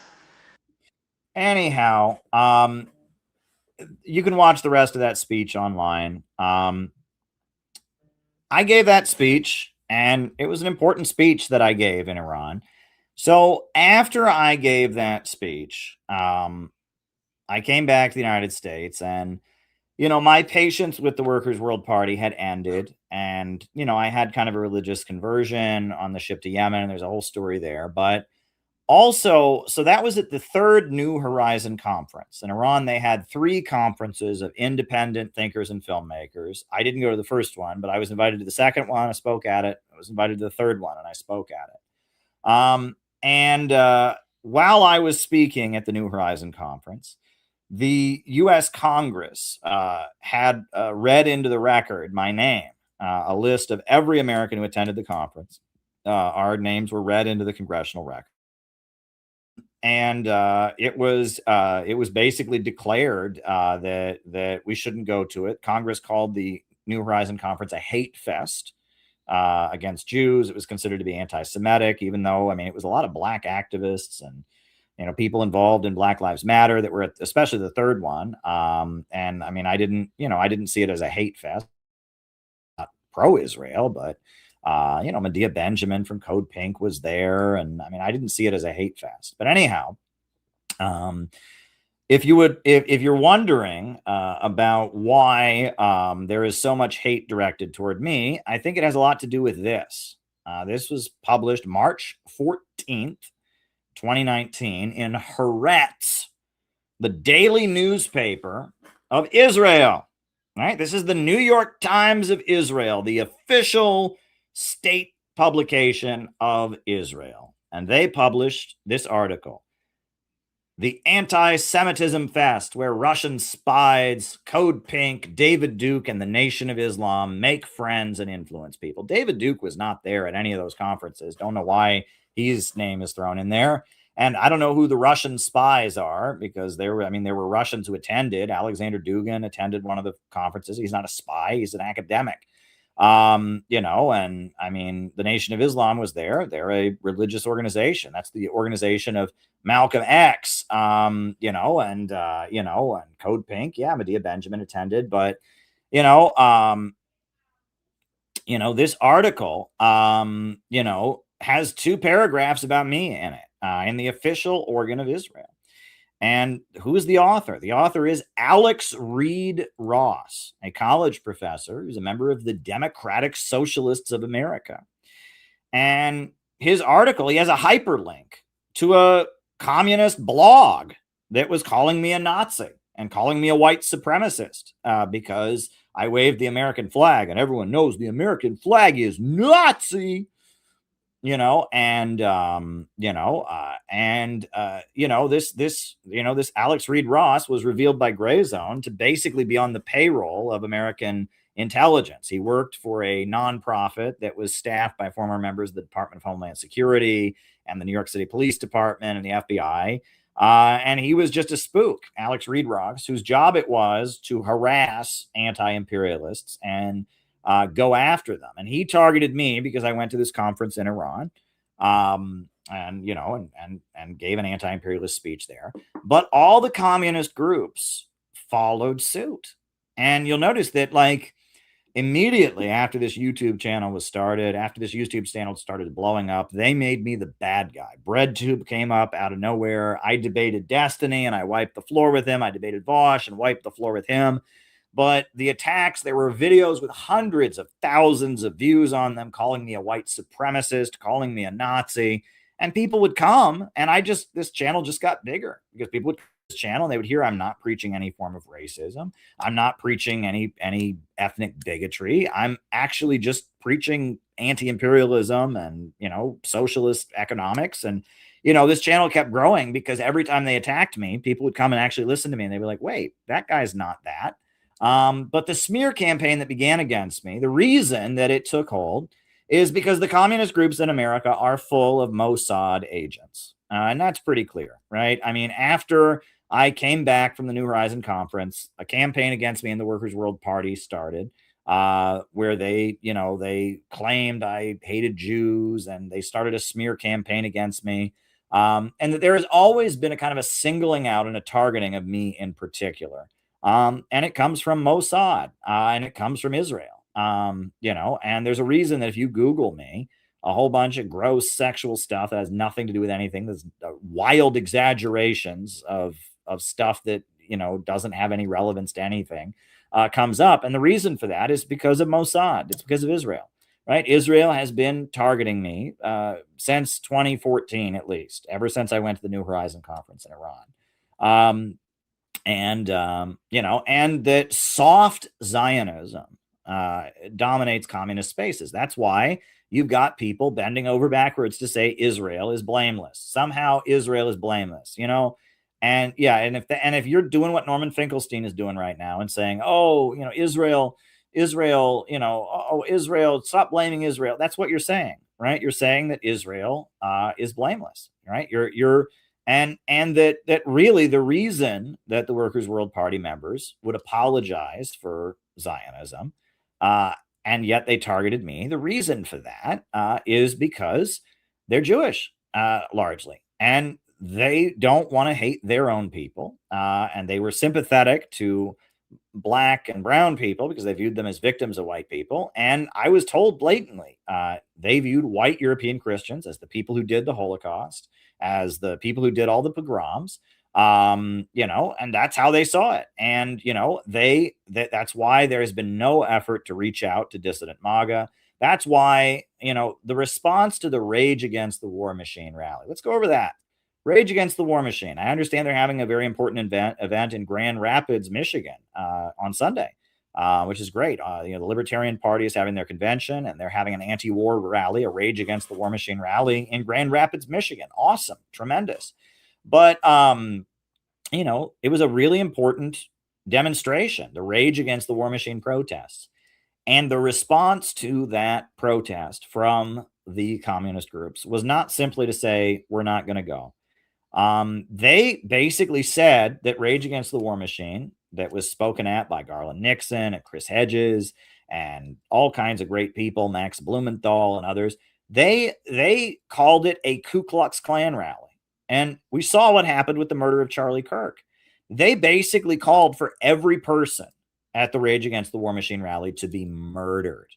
That's what they said. They said that it was a Ku Klux Klan white supremacist rally. It was a group of people, many of whom were not white, gathering and saying, we don't want World War III against Russia. And the response of the Workers' World Party and the Party for Socialism and Liberation and all the little breakaways, they called it a white supremacist rally. And that was a call for everyone there to be killed. Right? There's no. It's one thing if you said I don't approve, I disagree. They called it Nazi. And after Charlie Kirk was murdered, we know what that means, right? That Nazi to communist and leftist groups means it's okay for you to be killed. That's what it means. Why do they do that? Because they're taking orders from Alex Reed Ross. That's why.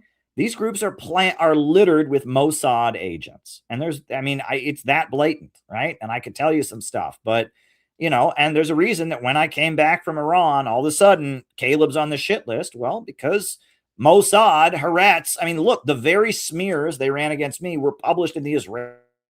It's blatant, right?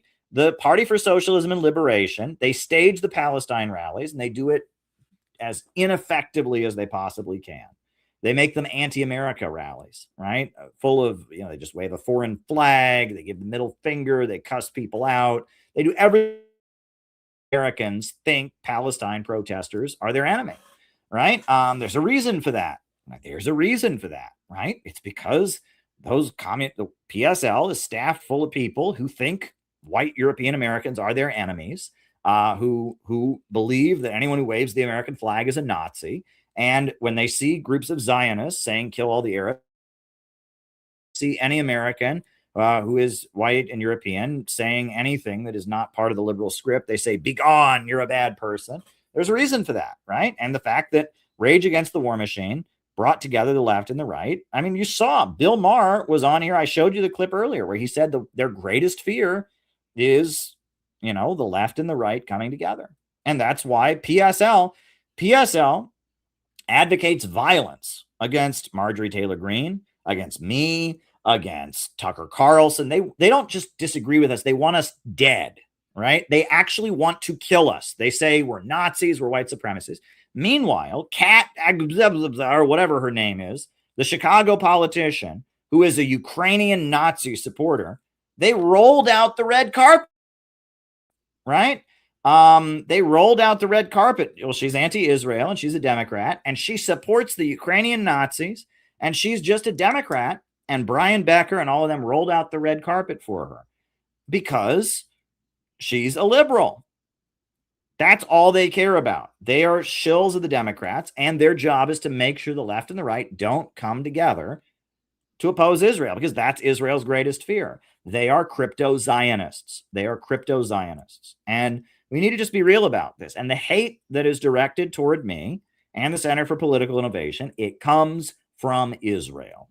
It started before CPI was ever formed in Haaretz. The hate directed towards me and towards CPI and the way I have been singled out and defamed like nobody else, this comes from Israel. And if you are supporting this stuff, you are supporting an Israeli Mossad operation. We need to be absolutely clear about this, because that's who this comes from. There is a Mossad operation against me. They have gone after me, and they're smart, right? They don't just go after me and say, "Oh, he's against Israel," because then people that are against Israel will like me. No, they go after me on a personal level. They go after me, my personal life. They say things to leftists. Oh, he waves the American flag. That means he's an American nationalist, and they know what they're doing, right? And this is how Mossad operates. The problem is that there is a culture among leftists to support this kind of thing as long as it's being done to somebody else. All competing with each other for social media views, right? And that is the problem. That is the problem.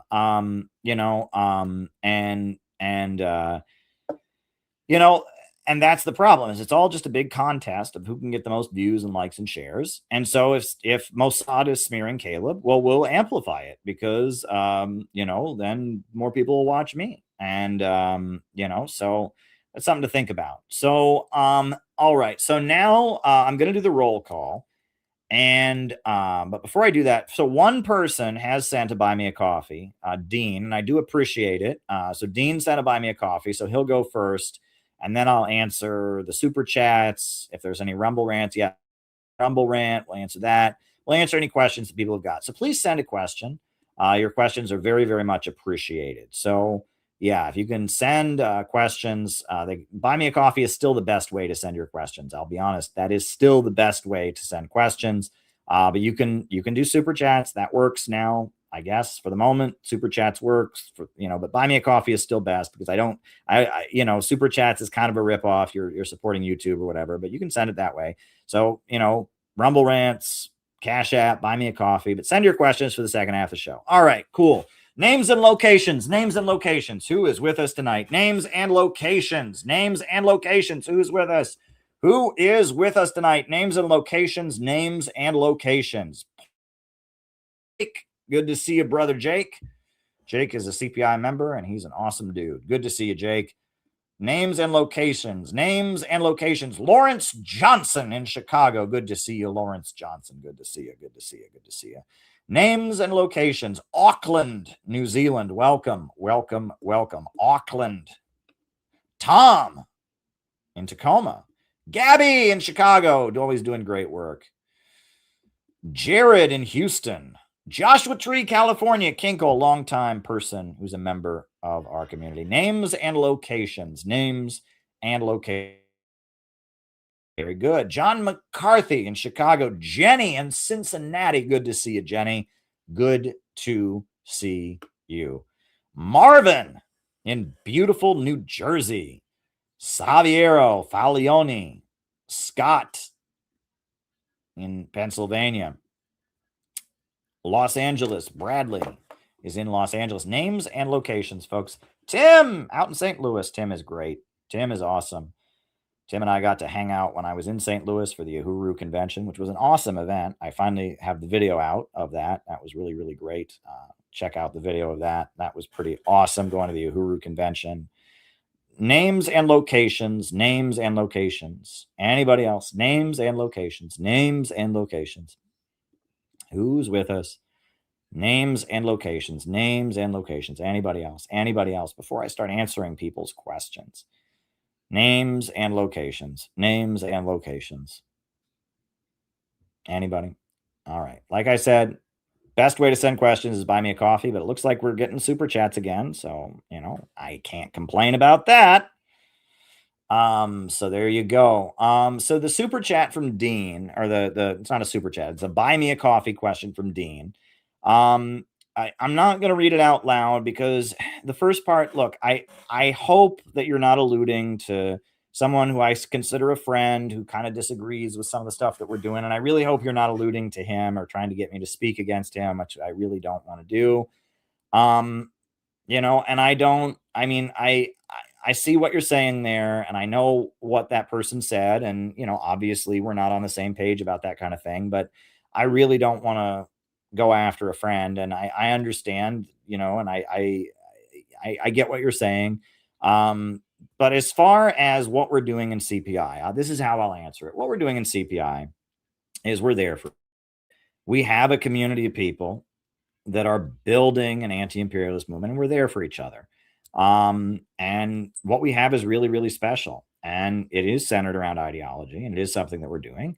And I do think that's what we need. And I'm really proud of what we've built. And I really feel a closeness with the people in CPI, a connection with them. And I'm really looking forward to our summer workshop that we're doing, the 7-day program. I'm really looking forward to it. And, you know, I want to be careful. You know, not everyone's always going to agree on everything, and people are in different life circumstances, and I respect that. And I just, you know, please, that is one of my requests. If there's somebody who is like a friend of ours or is in our spaces, and they say something I disagree with, or say something that's contrary to what I said, don't run to my channel and go, oh, this person said that. Fight. Don't do that. Okay. And I don't know for a fact that's what you're doing, Dean, but it kind of comes across that way. And I don't appreciate that, right? Because whatever I might disagree with the person that you're alluding to about, the last thing I'd ever want to do is fight with them. There's somebody that's been a really, really good friend over the years who's done some really, really great work. And, you know, they're going one way in their life, and I respect that, right? And I respect people are in different life circles, different life choices. And, you know, and while I mean, again, there's probably some disagreement there. And I'm really proud of what CPI is doing. Our national 7-day training program is coming up, and it's amazing. I mean, we're doing some amazing stuff with CPI. I am blown away by what we're doing. And, you know, I'll be heading around the country, heading to Minneapolis, heading to LA. I'll be heading to, we're having an event here in New York City. And then we're having our 7-day training program in Chicago. You know, so register today if you want to be part of it. Yeah, that's all I can say. And, you know, Dean, I do appreciate you sending your question, but, you know, again, please don't try to get me to, please don't. Right. And that's something that it's part of the drama aspect of the internet. It's like, okay, so there's somebody that we're friendly with. And it's part of the problem is like everything is out there, right? So everybody's opinion about absolutely everything is out there. And so then people, for entertainment purposes, they see two people that have worked together really well before, and it's like, well, they're saying this and they're saying that. So you run to both of us. Oh, did you hear what so-and-so said about you? Don't do that. Come on. Is that productive? Is that helpful? You know, like it's just not a productive way of doing things. You know, and that's that, you know, and that's one of the most frustrating thing. My problem, I'll just tell you, I'll just be honest with you. My problem, I shouldn't say my problem, but one of the reasons that we've had difficulties with this YouTube channel is because I care about this shit. I do. I really care about it. I'm building the Center for Political Innovation as an organization of people that we can work with to advance anti-imperialism. I care about this stuff. You're not supposed to care. You're not supposed to care. If you don't care, you can fight with people for fun and attack them and lie about them just because, and that's how you're supposed to be. If you want to be a good influencer, don't care. Don't care, right? And you can be a great internet influencer, right? And you find somebody who, looks different than you or says something similar, and you make up something about them and go after them, or you take something they said out of context. And if you just don't care, you can be great at this, right? This is a great thing to do. And it's all just about who looks the coolest and who can be funniest and whatever. But if you actually care about this stuff, right? And if someone accuses you of saying something that's not your position, it bothers you, and you say, well, no, I don't think that. If your goal is to bring people together, not just to get the most likes and views for yourself, but to actually bring people together, you're not going to have as good of a time as people that are just in this they're just trying to make money, trying to get attention for themselves. And that's the problem. I've always been trying to get along with people. And the other people are not trying to get along with me. They see me as competition. And when people make criticism of me or misrepresent my position, I would always go to them and say, that's not what I'm saying. I'm saying this. And that doesn't help because they know I didn't say that. They're just being a cyberbully. They're just harassing. And my problem is I view this as a vehicle to build activism, whereas other few people view this as a vehicle for being stupid. Look, there's a certain, I wasn't even aware of this. Someone just told me about this. And it's like, it's good. I make a point of not watching these people. One of these grifters, right? Personalities who thinks he's an anti-imperialist communist. The other day, he was playing his guitar on a stream, right? And they asked him, because he calls himself a communist, and he's just like supposed to be the best communist in the world, right? They asked him, since he was playing his guitar, why don't you play some communist songs? And he said, are there any communist songs? He didn't know any.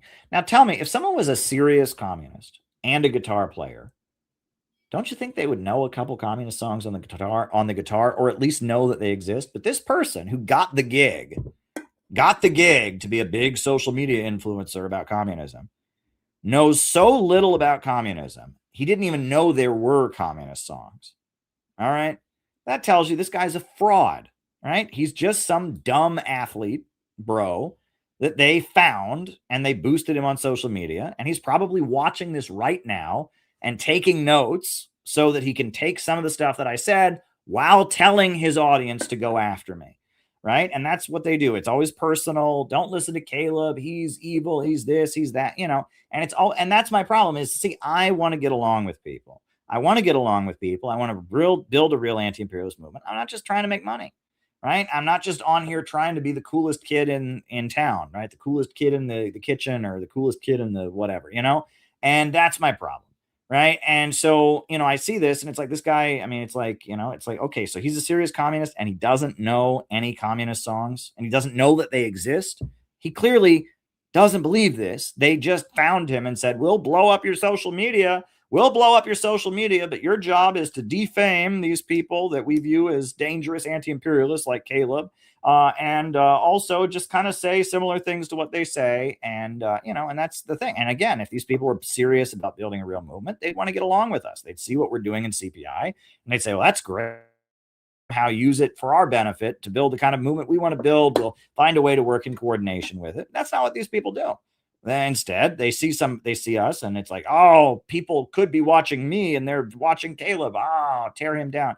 And that's why you can't, and there's nothing you can do. And the saddest thing, I'll just be honest about this, for a decade, has it been a decade? Has it really been that long this channel has been going on? I think it might have been. I mean, we've had over 1,000 live streams. Every time one of these grifters goes after me, there's a lot of good, well-intentioned people who come to me and say, Caleb, I can find a way that you can get along with this person. Caleb, if you would just address blank, then this person will stop hating you. No, they won't. Oh, Caleb, if you will just, and it doesn't work that way, right? For a while, it was Dugin. The fact that I met Russian intellectual Alexander Dugin, and there were all these people, Caleb, if you'll just address the Dugin thing, about Alexander Dugin 100 times on these streams. And I said, he's an important anti-imperialist thinker in Russia. He's not a fascist. He's not a Nazi. He's a conservative traditionalist, but he helped found the Russian Communist Party, and he's an important thinker in Russia. I respect him as an anti-imperialist, and I met him one time.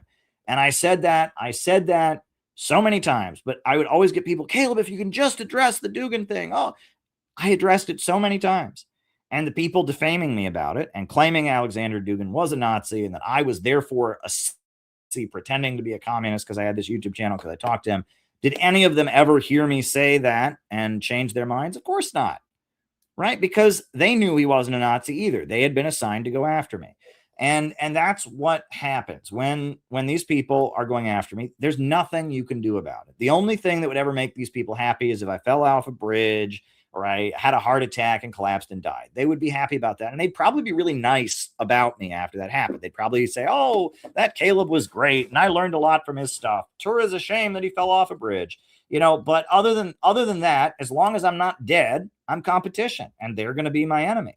And these are rich kids usually. They're usually rich kids whose parents bought them a troll farm, and then they're getting some deep state boosting usually. Somebody in the deep state, be this famous internet guy, but you have to hate this person and you have to never do an interview with this person. And, and it's so, and I'm suspicious of everybody. I'll just say that when someone starts a YouTube channel, and I get suspicious of a lot of this stuff. And I've just learned that, just be very, very careful. And one thing I've also learned is if somebody this doesn't happen to me much anymore, but probably because I don't play these games. Somebody inboxes you and says, don't associate with this person. They're blah, blah, blah, blah, blah, blah, blah. Ignore it. Seriously, whatever it is, just ignore it. I'm telling you, even if what the person says is 100% true, ignore it. Right? Make your own decisions, right? I mean, if somebody you think interacting with them could go badly, you think interacting with them is not what you want to do for your own reasons, that's fine. But do not go along with this. There's so much of this blacklisting that goes on of these accounts, oh, you just talked to so-and-so. You should know that they're blah, blah, blah, blah, blah. They're blah, blah, blah, blah. Just don't do it. Don't do it. Don't do it. Right? And there's too much of this. And I will say it's like loser culture, right? It's this, people, there's a certain layer of people that they're never going to accomplish anything, right? And they don't do any activism. They don't really do anything. But if they can just find a way that someone who's famous on the internet is wrong and they can become an anti-fan for them and hate them, they've accomplished something. That's anti-fandom. I really feel sorry for anti-fans. It's one thing, if you're a Taylor Swift fan and you are obsessed with Taylor Swift, you lose your job because you're thinking about Taylor Swift too much. You become a stalker and get arrested and Taylor Swift takes out a order of protection against you. That's fucked up. But at least you like Taylor Swift. You're thinking about Taylor Swift all day long. And as bad as that situation is, that you have a serious mental health problem, that you've gone over the top and you're loving Taylor Swift, there's a minor positive, which is you like Taylor Swift. So all that time you're thinking about Taylor Swift, you're at least thinking about someone you like. Anti-fans are like that, except they don't like Taylor Swift. They hate Taylor Swift. But all they think about all day is Taylor Swift. All they think about, and they mess up their life and they obsess and they're just, oh, there's this person out there who's famous on the internet and I want to kill them. I just want to destroy them. Like, those have got to be the most miserable people. They've got to be the most miserable people. They're called anti-fans, right? Again, it's one thing. It can be very unhealthy if you're an obsessive fan. But if you're obsessively hating a personality out there, you are a miserable person. I mean, I can't think of anybody more miserable than an anti-fan. Imagine that all you thought about all day was someone you hate. That's not a good way to live your life. That's just not a healthy way to be. I wouldn't wish that on anybody. That's got to be like the most miserable possible existence ever, to be an anti-fan, right? Because it's like you're thinking all day long about someone you don't like. And your whole life exists to try and harm this person. Like, that's your whole existence, is being an anti-fan. You're a miserable person. So just wanted to throw that out there. And somebody else bought a super chat, and they said right-wing anti-Zionists are just anti-Semitic and retarded. That's a broad statement. That is a very, very broad statement that you just made there, right? Some are, yes, not all of them. You can't, and then he lists 3 people who are all very different. Dan Blazarian, I know nothing about, to tell you the truth. All I know about him, the first time I ever heard of him was when it was in that Bill Maher video I was making fun of. I know nothing about him. James Fishbook. I don't trust James Fishbook. Something about him seems off. He rubs me the wrong way, but I think the fact that people are voting for him, that he has a lot of popularity, is a good sign. The fact that somebody is a Republican and is talking the way he's talking is a good sign. You know, the Republican Party, especially in Florida, where, you know, there's a lot of Zionist power and influence in Florida. The fact that a Republican is running for governor of Florida and talking the way he's talking, that works for me. And Candace Owens, again, there's many things that she says that I don't agree with about the Russian Revolution, etc. But I don't think she's retarded. I don't think she's retarded. And I also don't think she's anti-Semitic. I think she's just was a prominent conservative and had the courage to disagree with Israel and go in an anti-Israel direction and felt the consequences for that and is trying to make sense out of all of it. And some of the things she says, some of the, you know, I guess you could say conspiracies that she's developed are wrong. You know, and I don't get, you know, the stuff about, you know, there's various things she says that I don't think are necessarily correct, but I don't think Candace Owens is a bad person. I think Candace Owens is a very sincere, genuine person who's just confused and trying to make sense of all of this, and also comes from a place of she would never, you know, she's probably never heard anything like the analysis that we have on here. One thing I really would love, I mean, you know, I don't know if it'll ever happen. Never say never, but it would be a great thing. I would love to talk to Candace Owens, to have a face-to-face conversation with Candace Owens. That would be amazing. I don't think it'll happen, but it could. It could happen, right? I view Candace Owens as sincere despite disagreement, right? And I feel like she's somebody that I could talk to, and our conversation would be productive because she would probably listen to what I had to say despite disagreeing. And I think it would be productive. So yeah, James Fishbook rubs me the wrong way. I don't know anything about Dan Blazarian, and Candace Owens I generally have positive feelings towards, despite disagreeing with a lot of the things she puts forward. So I don't agree with the way you put it up there. Like, how is it you can hate Jews and communism but be pro-Palestine and even well, look, there's a lot there to unpack. You know, that, you know, I mean, first of all, a lot of the right-wing influencers buy into this white supremacist, you know, this old Nazi narrative about Jewish Bolshevism that's very easy to debunk, except communists never do. And I've noticed that. It's very bizarre, right? I've done whole videos about the Russian Revolution was not a conspiracy by Wall Street, stuff like that. And I've done all kinds of videos about that. And no other communist group does that. No one ever bothers to debunk it.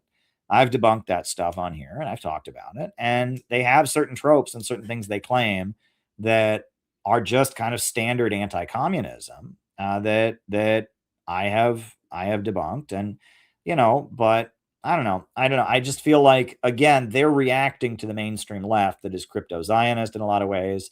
They're on the fact that everyone who disagrees with Israel gets called a Nazi. And so there you go. Great. All right. So those are the 2 questions that came in on Buy Me a Coffee. You know, like, Claire, do you ever listen to anything I say? Like, you're in the chat, you're constantly arguing with about shit I have never said. Like, you know, like you come in here some nights and you want to fight with me about the Trinity. Do I talk about the Trinity on here? Am I on here? No, there's the Father, Son, and the Holy Ghost. How dare you? Like, what are you even talking about, Claire? Like, what in the world does that have to do with what I'm saying? Like, Claire, I think you're a genuine person, but I see you in the chat, like, and like so many times you come in and you just start like you're having a fight about like, who are you arguing with? Like, why am I still trusting representative? Do you ever listen to anything I say? Is that what I'm doing? I'm going around defending the U.S. Constitution.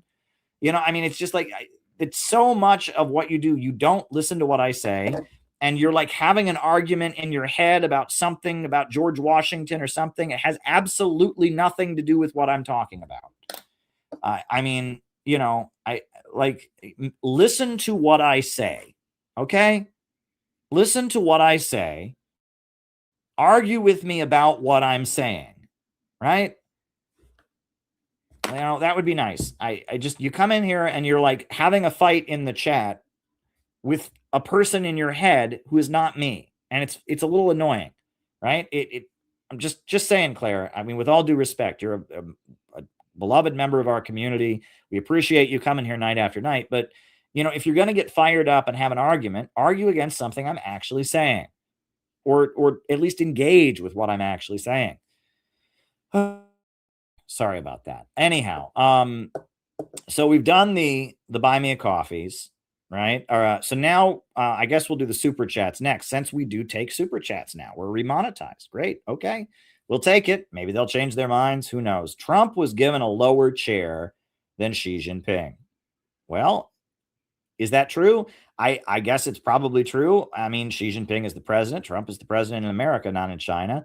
I noticed a lot of people made a big deal that he wasn't met at the tarmac like Kim Jong-un was, you know, and that also he's about to meet with Putin, right? There's going to be a meeting with Putin immediately afterwards. And yeah, I mean, Trump didn't go to China with all the cards, and he didn't leave with anything substantial. Maybe China will buy some oil.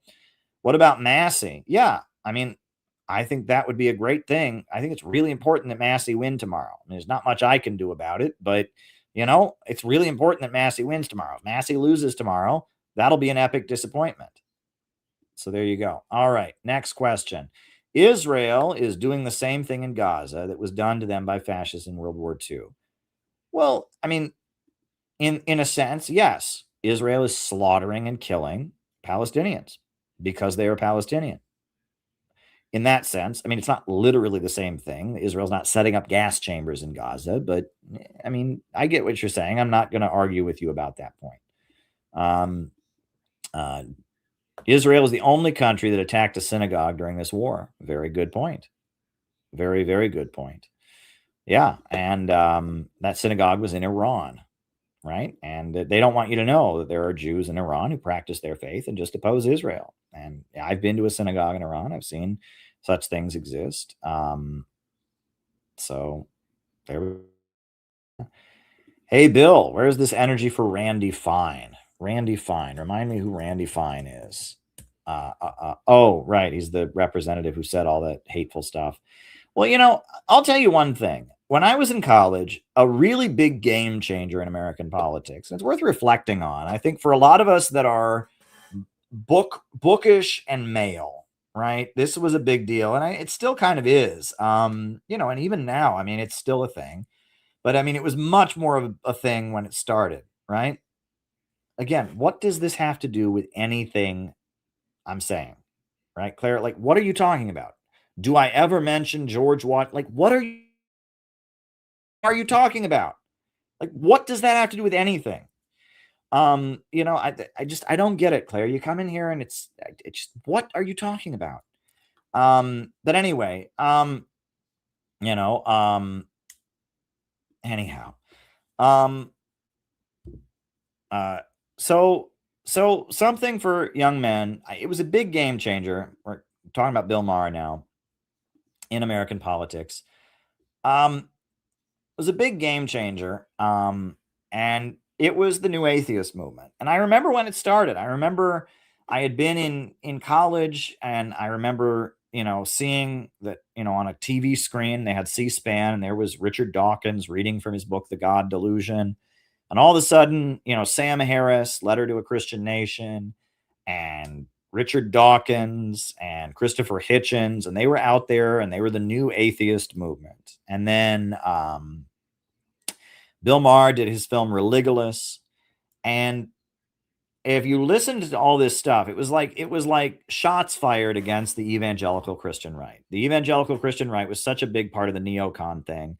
The neocons had messed up and done so much damage, you know, in terms of, you know, the U.S. and the world. And so as the U.S. establishment was like repudiating the neocons, the New York Times and all of them, kind of unleashed the new atheist movement. And it was a big deal because you couldn't really talk that way in polite society, right? You couldn't make strong atheistic arguments.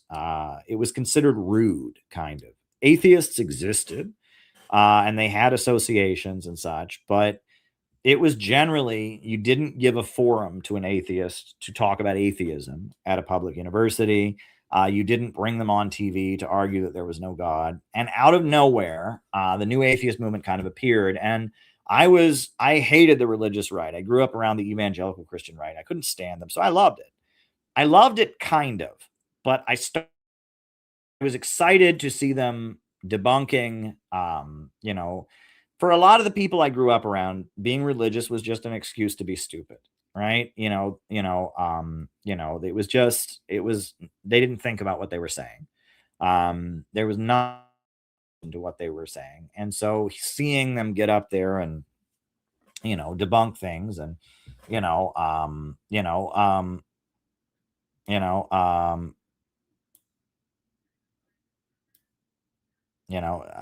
seeing them get up there and debunk things was satisfying. But at the same time, I noticed that the new atheists, they all like did this weird ranking of the Abrahamic religions. So if you watch new atheist material, Islam was always the most evil religion that ever existed. And Islamic terrorism and Islamic fundamentalism was the most evil thing. Then after that, Christianity was the second most evil religion. And all their critiques of Christianity were all about sex, which I thought was weird, right? With Islam, they attacked Islam on everything. But on Christianity, they had two lines of argument: abortion and gay marriage. That was it, right? It was, Christians are too sexually conservative. We need to have abortion and we need to have LGBT, and Christians are too sexually conservative, socially conservative, whatever. And then Judaism got a free pass. And if you watch Bill Maher's Religulous, it's Islam's the most evil religion that ever existed, and evangelical Christians are dangerous and anti-gay and bigoted, and Orthodox Jews wear funny hats. And it's like, wait a second, what? So it's like, and that ranking was Zionist propaganda. I got very angry when I saw Religulous by Bill Maher for the first time, because the closing montage showed the IRA in Northern Ireland, showed the Palestinian resistance, and it was like all of this killing happens because of religion, as if colonialism never happened, right? As if the only reason Irish people were fighting for their national liberation was they were just stupidly religious. They weren't atheists like smart Bill Maher. The only reason the Palestinians are mad at Israel is they're just stupidly religious. And it was like colonialism had never happened. Imperialism had never happened. None of this. It was all just people being stupid and believing in a magic man in the sky. Oh, you're dumb. I can't, this magic man in the sky isn't real. And it was like, and you watch it, and the reason they called them the new atheists, I thought was interesting, is because atheism as a word is tied up with communism. I mean, the word atheist originated during the French Revolution, and especially during the Cold War. To be an atheist and to be a communist were synonymous. And generally, communism, that was the main argument against it, especially in the developing world, was these communists are a bunch. Communists worked really, really hard to get out of that, especially during the Cold War. During the 60s and 70s, especially in Latin America, the Catholic Church, and there was kind of an effort to pivot in a different direction. The communists really tried to not, be atheistic. There was liberation theology, you had Islamic socialism and Baathism in the Middle East, etc. But that was kind of atheism and communism were seen as linked. And, there were these new atheists. They were anything but communists. They were not anti-imperialist at all. And that even though they were against the religious right, they were against, the neocons, I guess, they still had this narrative of, it was a pro-imperialist narrative.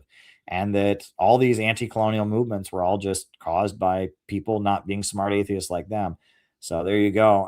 And Richard Dawkins and Sam Harris have both kind of revealed themselves to be racist in ways that are have kind of discredited them. You don't see them as much. If I'm not mistaken, I mean, Richard Dawkins has always been a nasty Malthusian, the overpopulation shit, all of that. He's a British Empire shell, always has been. And some of his writing is stupidly political. His big book is called The Selfish Gene, right? And it's all, it's like an attempt to argue that capitalism is human nature and stuff like that. And he's always been a British Empire propagandist, who has an academic science background. He's always been that.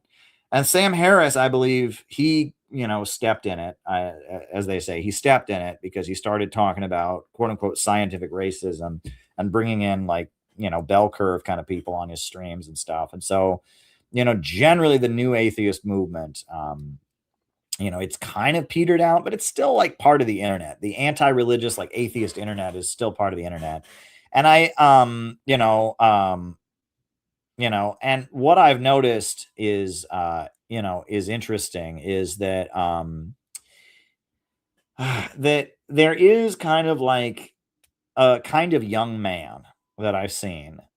It's an interesting profile, like young man who grows up in a very religious family, and is very intelligent. Perhaps he's a little bit on the spectrum, as they say. He's a little bit autistic, not always.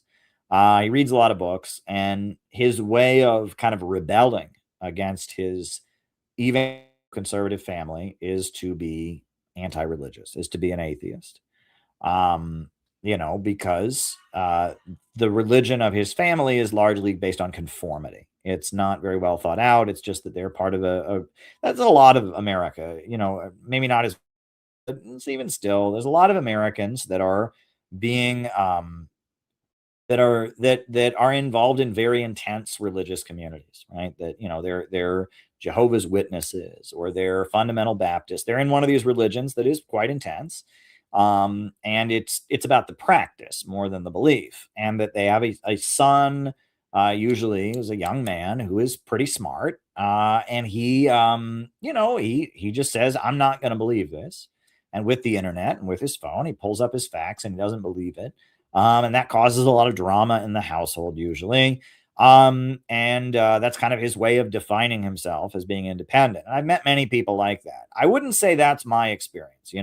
My mother is very religious, and my family, we attended church, but we were not, it was, we attended a very liberal church, and my father has a degree in biology and a big advocate of Charles Darwin. And that wasn't my experience. You could say there were elements of that in my experience. That wasn't my experience.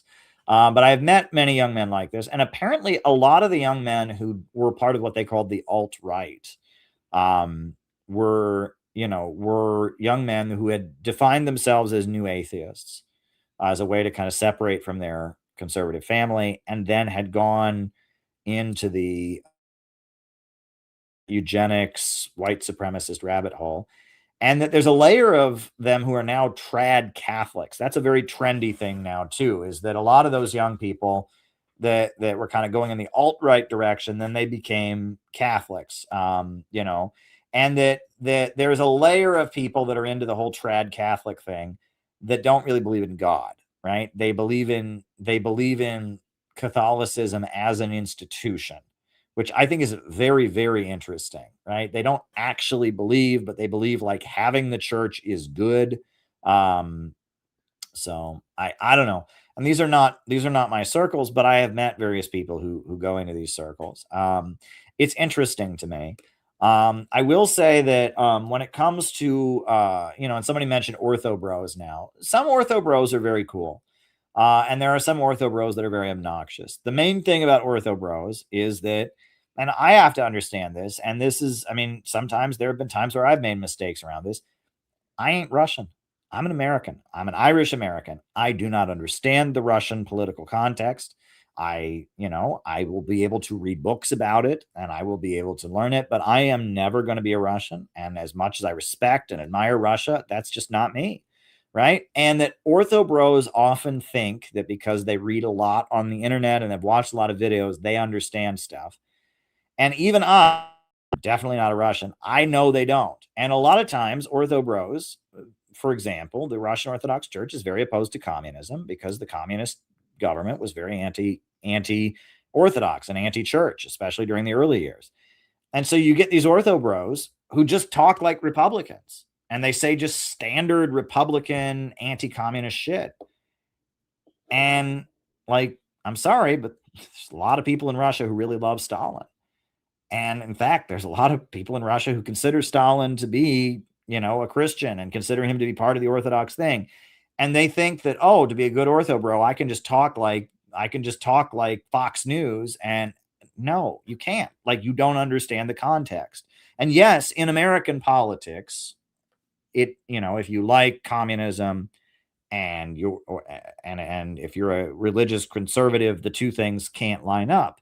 But that's not the case in Russia, right? And that among Russian conservatives who don't like Lenin, there's great admiration for Stalin, for example, because Stalin is viewed as someone who built up the nation. And also a big part of Russian conservatism and traditionalism is anti-capitalism, is criticism of capitalism. They don't understand that. And you get a lot of these young, like, internet Ortho Bros. They think they can just sound like a Republican on communism, free markets, all of that, and then just like kind of sympathize with the Russian government position. And it's a little bit annoying because as little as I know as an outsider, I'm not Russian, I know that's not the case. And that, like, Soviet nostalgia is at an all-time high. The Russians are very proud of everything the Soviet Union achieved. And yes, they do feel that Lenin was bad. And they do feel that the way the Russian Orthodox Church was treated was horrendous. These things have nuance to them, and that if you're, and then just taking on, there's something about, I will say, it's something we Americans that don't fit in, or Americans that are looking for a niche, is we find some other country, some other culture, and we make it like our niche, right? And that's one of the dangers of internet fandom, right? Is like, so I'm alienated, I'm angry from American society, and I'm very online. So I'm going to find some other country somewhere, and I'm going to say I'm that. And I'm going to adopt that as my religion. And I'm going to say that's my worldview. I identify with that country. It's not a good thing to do. It's really not a good thing to do. Because at the end of the day, you're not from there. That's not you. Maybe if you moved there and you learned the language very well and you married somebody from there, okay, maybe then you could maybe, but even then you're still not going to be from there because you're from here. You're still going to be somebody who assimilated, but you're still never really going to be that. And that's kind of a thing that Americans will do. I've seen this. It's like, well, I don't fit in with America, so I'm going to. And then the other thing is it's tourism. They do it for one country, one culture, one religion for a couple years or a couple months, and they go to another one, and then they go to another one. And it's kind of condescending and insulting for people for whom that is their culture, their religion that they grew up in, that they practice.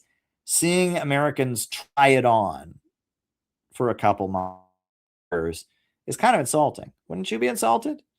Well, I mean, wouldn't you be insulted? I mean, there's an element of that, I've heard African Americans really don't appreciate it when a white person tries to, like, become an expert on Black culture and stuff like that, right? It's not appreciated always. There are ways of doing it that are respectful and all of that. But when a white person comes along and tries to act like they, are somehow like they know Black culture better and all that, it doesn't go over too well, right? And that I've seen that is a trend among Americans that are kind of looking for a home or looking for an identity, as they will find niche foreign culture. And I'm just telling you, you're not going to be happy that way. If you're looking for happiness, you're looking for acceptance, you're not going to find it by going around the world and finding some country that is other than your own and taking it on as your new pair of clothes. That's not going to work. Right? It's not going to work. Ultimately, CPI exists because we are building a community of people in America who are American, who identify with American culture and American history as anti-imperialists. That's what we're doing. And that is a way to find fulfillment.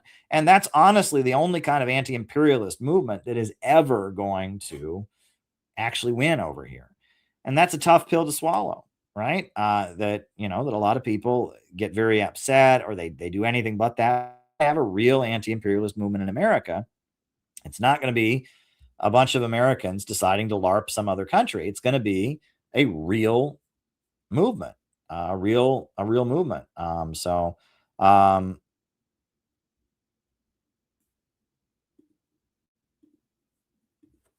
Interesting. Anyway, anyhow, so yeah, so I guess we'll answer some other questions. I will say join the Center for Political Innovation. There's going to be something big is happening with CPI. It's like possibly hours away. There's something I have to finish that needs to be finished very soon, but some great things are happening. So this is CPI. We are a great community of people building an anti-imperialist movement in America. You can join us on our website, cpiusa.org.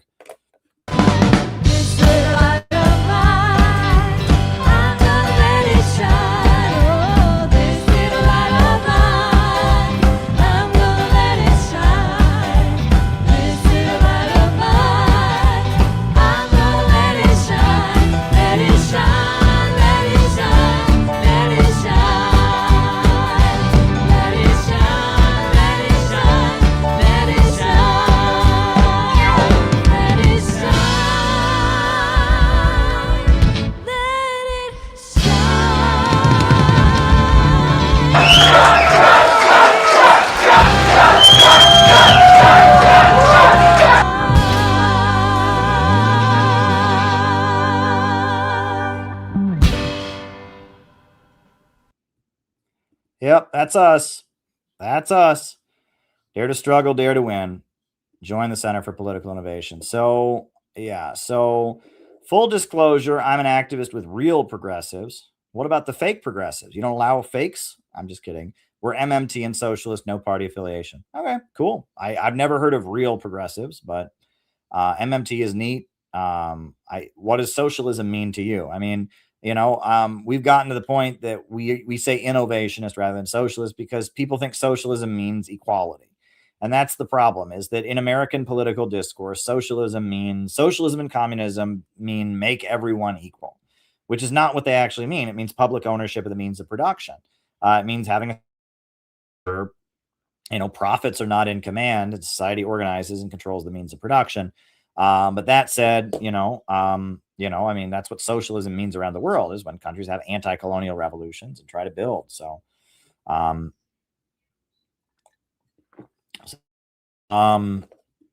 there you go. So, thoughts on Gavin Newsom becoming president?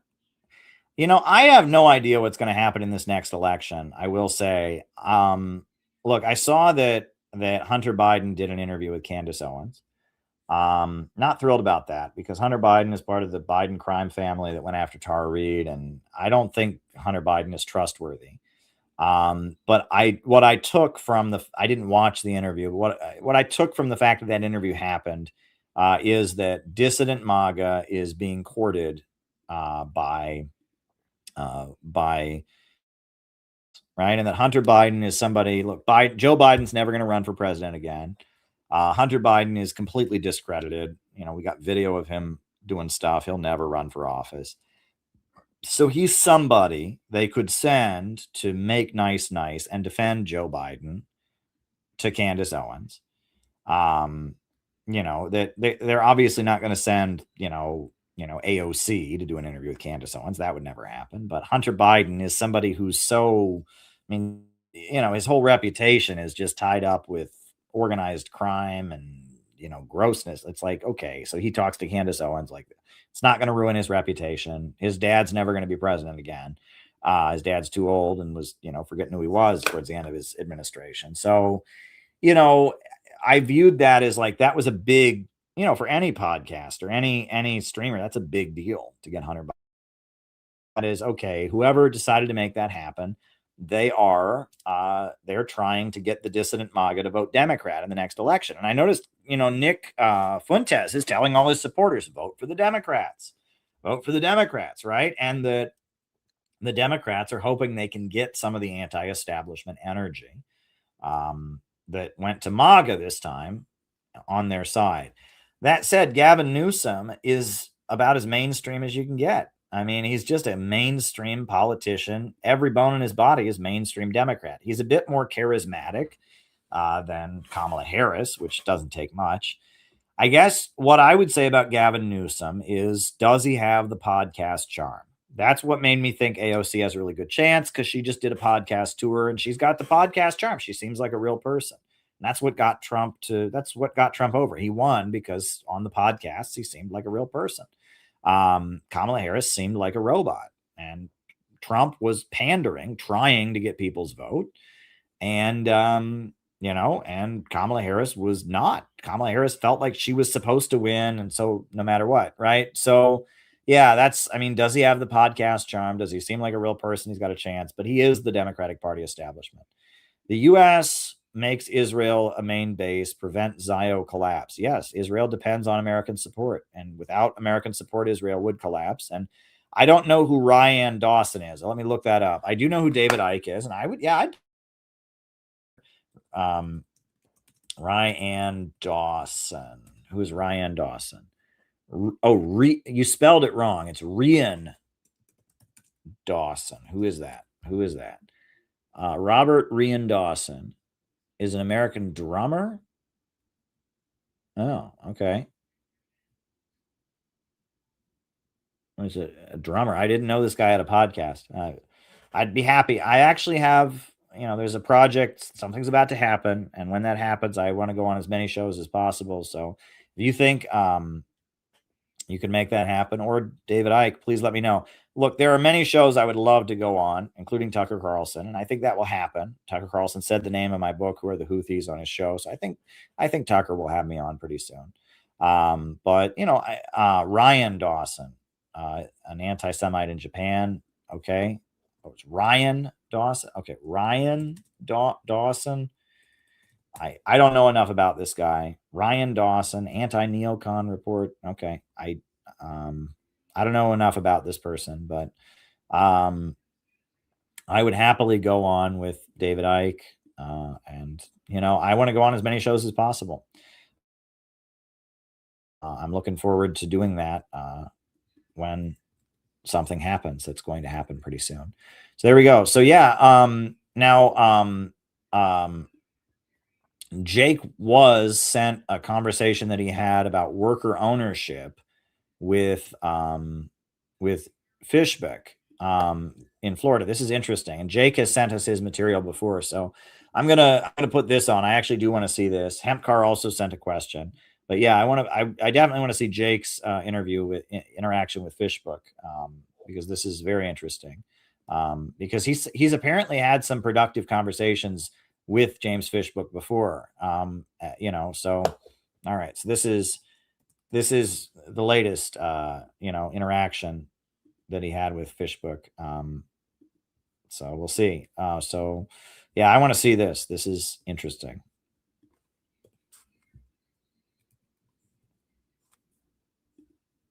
Hi, my name is Jacob. This question is kind of rooted in your saying that Florida's future is in its past. So here it goes. One of the most recognizable businesses in the state of Florida, Publix, is primarily owned by the Jenkins family, as well as current and former employees through an employee stock ownership plan, which has enabled many working class Floridians and stability, economic stability through stock ownership and profit sharing. This has also caused Publix to rank among the top 10 best retail workplaces by Forbes magazine for 12 consecutive years. Given that their model has demonstrated such long-term success at scale, and not just for the executives, but for the workers themselves, as governor, would you implement state-level incentives such as tax credits, procurement preferences, or collective employee right to first refusal in company sales to encourage more Florida companies to adopt such employee ownership structures that keep wealth rooted in our communities rather than allowing parasitic private equity to extract the wealth generated by working class Floridians? Well, I've benefited from Publix's generosity. They still give me the free kids cookie at the bakery. Hey!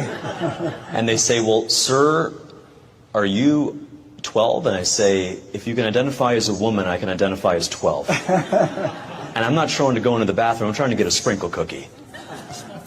To answer your question, yes. I believe that companies like Publix, like Costco, that have given their employees actual ownership in the company, that ownership compounds at a rate far better than wages. That gives them true wealth and independence. And one thing that I would look at as governor is aligning the incentives from the state tax system to make sure that companies are rewarded and incentivized for telling their employees, you're not just someone who can be swapped out in a revolving door. You can, if you so choose, you can be an active owner in this company. One, that's great for the employee to have some stock. It's also great for the employee, rather the employer, to have an employee who owns the company. They'll show up to work on time. They may even show up early. They'll be actively invested because they have something called skin in the game. When I ran my business, I was always, no matter who the employee was, I was always sure to give them a little slice of the company so they had a real incentive to show up and get the job done. And I think you're absolutely right that we can do that at the state level. That's interesting. It's like James Fishbeck wants Richard Wolff listeners to vote for him because the worker cooperative thing is a big thing among like DSA kind of liberals, right? Yeah, that's very interesting. I mean, it's very interesting that he did that. Again, we're in a strange time, right? Where Hunter Biden is trying to get Candace Owens fans to like the Democrats, where, you know, James Fishbeck, the anti-Israel Republican, is trying to get the Richard Wolff fans, DSA members who believe that socialism is an employee stock ownership program, to vote for him. The fact that James Fishbeck was able to get that question asked, right? That's important, right? The fact that he's having these public forums where this Jake guy can get up and ask these kind of Marxist-oriented questions, that's interesting to me. You know, and so again, I think the fact that James Fishbeck has so much support is a really good sign. I don't quite trust him, to be honest, but I mean, and the fact that he's having forums where people can ask questions like this or like the other questions that you have asked, it's all a good sign. So I don't know. I mean, there's a lot going on there. So Hempcar, how can people accuse you of being a Nazi? Do they not realize that Russia today hired you? Like Russia wouldn't realize who they're hiring? Like what? Like Hempcar, there's so many layers. People don't know anything, right? First of all, liberals think Russia is a Nazi country. Why? Because Trump bad. And what does Trump have to do with Russia? I don't know, but it's like, yes, Hempcar, what you're saying there makes perfect sense. That Russia's fighting Nazis in Ukraine, but in liberal world, Nazi just means people who break the rules. And Russia, I guess, broke the rules by not repeating mainstream media narratives, and so, I mean, yeah, Hempcar, you're right in that, yes, that is a crazy, crazy claim to make, right? But, yeah. So listen, folks, I do want to take any more questions you got. I've probably got another half hour in me or so. I'm starting to feel it a little bit. I should probably get some sleep soon. But I can take, hey, super chats work. We can also do, buy me a coffee is still the best way to send your questions. So I did an interview with WBAI radio today that went really well, actually. I felt like I was actually really on point. I do a lot of WBAI radio interviews, and this one went very, very well. And it was about Trump in China, etc. So I'm going to put it on, but send your questions. Buymeacoffee.com is still the best way, but you can send super chats. That works now too. Apparently we're remonetized. So yeah, here we go. This is my WBAI interview. I'll answer other questions that come in after this, and then we'll go from there. Me now is Caleb Maupin, journalist and political analyst and founder of the Center for Political Innovation, to talk about President Trump's 3-day visit to China, Trump's latest threats against Iran as peace negotiations are on hold. Welcome to the show, Caleb.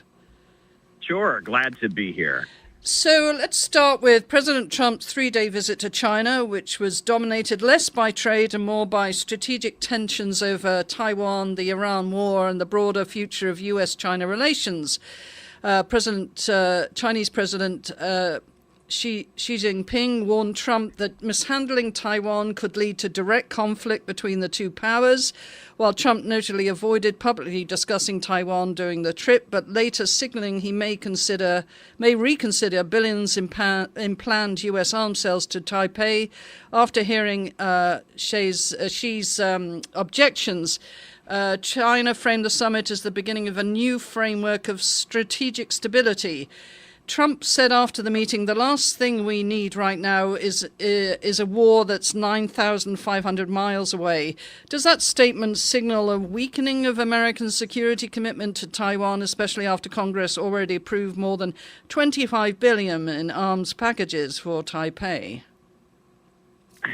All right, so when it comes to the Taiwan issue, the main thing to remember is that the way the United States has been acting for the past several decades is not really in the interest of the people living on the island of Taiwan. And they will invoke them. They will say, oh, Taiwan is being threatened by the mainland. But at the end of the day, right, if you had a friend, and that friend was always trying to get you into fistfights with someone who was 10 times your size and was just constantly trying to incite you to get into a fight with someone 10 times your size, is that person really your friend? Well, then it gets deeper because it's been revealed now. There's been revelations and leaks that if the USA, were to be involved in a situation where the island of Taiwan and the government on Taiwan went to war with the Chinese mainland, the USA would bomb Taiwan and it would destroy their computer chip factories to make sure that the computer chip factories on the island of Taiwan don't go into the hands of the Chinese government on the mainland. So at this point, you have to ask yourself, so if you had a friend who was constantly trying to get you into a fight with someone 10 times your size, and then on top of that, had a plan that when that fight happened, they would then go to your house and smash and break up all your stuff, is that person really your friend? The USA may invoke people on Taiwan and sympathy with them, but trying to escalate confrontation with the government on the mainland, that benefits the United States geopolitically in kind of a push and pull, great powers contest with China. It does not benefit the people of that region on the Chinese mainland, on Taiwan, the peoples throughout the South China Sea. It would put them all in danger, and that's what needs to be understood about this whole thing. Right. So China described the summit outcome as a new framework for a constructive China-U.S. relationship of strategic stability. Is this genuine diplomacy, or does strategic stability really mean that the U.S. is accepting China's expanding sphere of influence in Asia? Well, that was a very polite statement from China, and that's kind of China's diplomatic style, is they tend to be non-confrontational, and they gave a very polite statement. But everyone is looking at Trump's trip to China and saying he came back with nothing. He came back completely empty-handed. He came back, there was no agreement that was made. There was no plan for cooperation. There were some vague platitudes put forward by both sides. And it was a nice trip. I mean, they played, they had all these Chinese kids out there with American flags and Chinese flags cheering. And they had, the marching band of the military, and they took Trump to key sites. And it was a great trip. And it showed that China wants to have a relationship with the United States. Nothing came out of the event. I mean, ultimately it was just kind of symbolic. There was no escalation. China raised some concerns. America raised some offers, talk of maybe forming a trade board or something, but completely nothing was committed to. I think there's an old Monty Python line. They say, it's a game show, and they say, no one leaves this show empty-handed, so we're going to have to cut off his hands. Well, at least they didn't cut off Trump's hands. That was nice of them. But he got nothing. He got absolutely nothing out of the trip. China wants the Strait of Hormuz opened. So does the United States. So does Iran. The whole world wants the Strait of Hormuz open. For China to say they want the Strait of Hormuz opened, I think the whole world wants that. The question is, how do we not have a war between the United States and Iran in order to get the Strait of Hormuz open? That wasn't some big, profound, bold victory. The United States got China to say they want the Strait open. The whole world wants it open. China needs a lot of oil. And China talked of importing more American oil. Well, they already import a lot of American oil. Maybe they'll increase it because of the tensions in the Middle East. But they would like to keep buying Middle Eastern oil. They get oil from many countries. So I think this was kind of an embarrassing loss for Donald Trump. He was supposed to go to China and make epic deals as the art of the negotiator.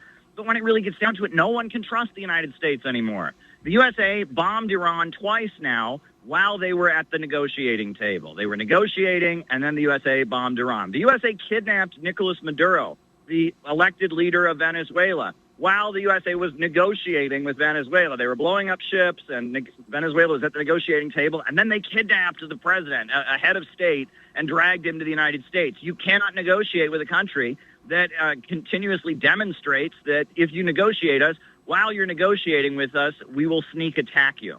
And these sneak attacks, especially in the Middle East, are being done, for the benefit of Israel. It's Israel that is kind of pushing for these things to happen. And then you have to ask, does Israel really want America to be a stronger country on the international stage if they are basically arranging for our ability to negotiate as a country to completely fail? Right. Going to Iran, one of the things that came out with this China visit was Trump claiming she agreed that a nuclear-armed Iran is unacceptable and even offered help ending the war. Yet Beijing has not confirmed any such commitment. Is Trump overstating China's cooperation, or is China deliberately staying ambiguous to preserve leverage with Iran? I mean, again, this is kind of like China agreeing that the Strait of Hormuz should be open. Yeah. China, yes, does agree that Iran should not have a nuclear weapon. And you know who else agrees with that? Iran. Iran has said we don't want a nuclear weapon, and that has been their position for 47 years. This is, you said overstating diplomatic achievement. Yes, Iran has been saying we don't want a nuclear weapon. Now, that could potentially change, but as of now, the official position, and there's a religious fatwa that says Iran cannot pursue a nuclear weapon. Now, what's on the table regarding Iran with the United States right now, the issue at hand is that Iran is not accepting Trump's terms.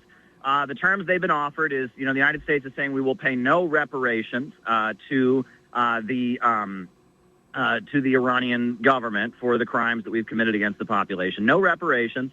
On top of that, we want Iran to give their uranium to America and transport their enriched uranium to America, and will allow them to have one reactor that still exists if they send it to America. Now, from the beginning, Russia has been saying, we'll take their uranium. You don't want them to be able to make uranium in-house because that could potentially lead to a nuclear weapon. Russia is saying, we'll do it. We'll take it. Russia has made that offer for a long time. The main person who was responsible for arranging that, situation where Russia would enrich the uranium for Iran, Ali Larijani, the head of the National Security Council, who I had the honor of meeting when he came to the United Nations in 2015, when he was the Speaker of the Iranian Parliament, he was murdered. He was killed. And so now the position is that Iran must give all of its enriched uranium to America, give it to the United States. Why do we want it?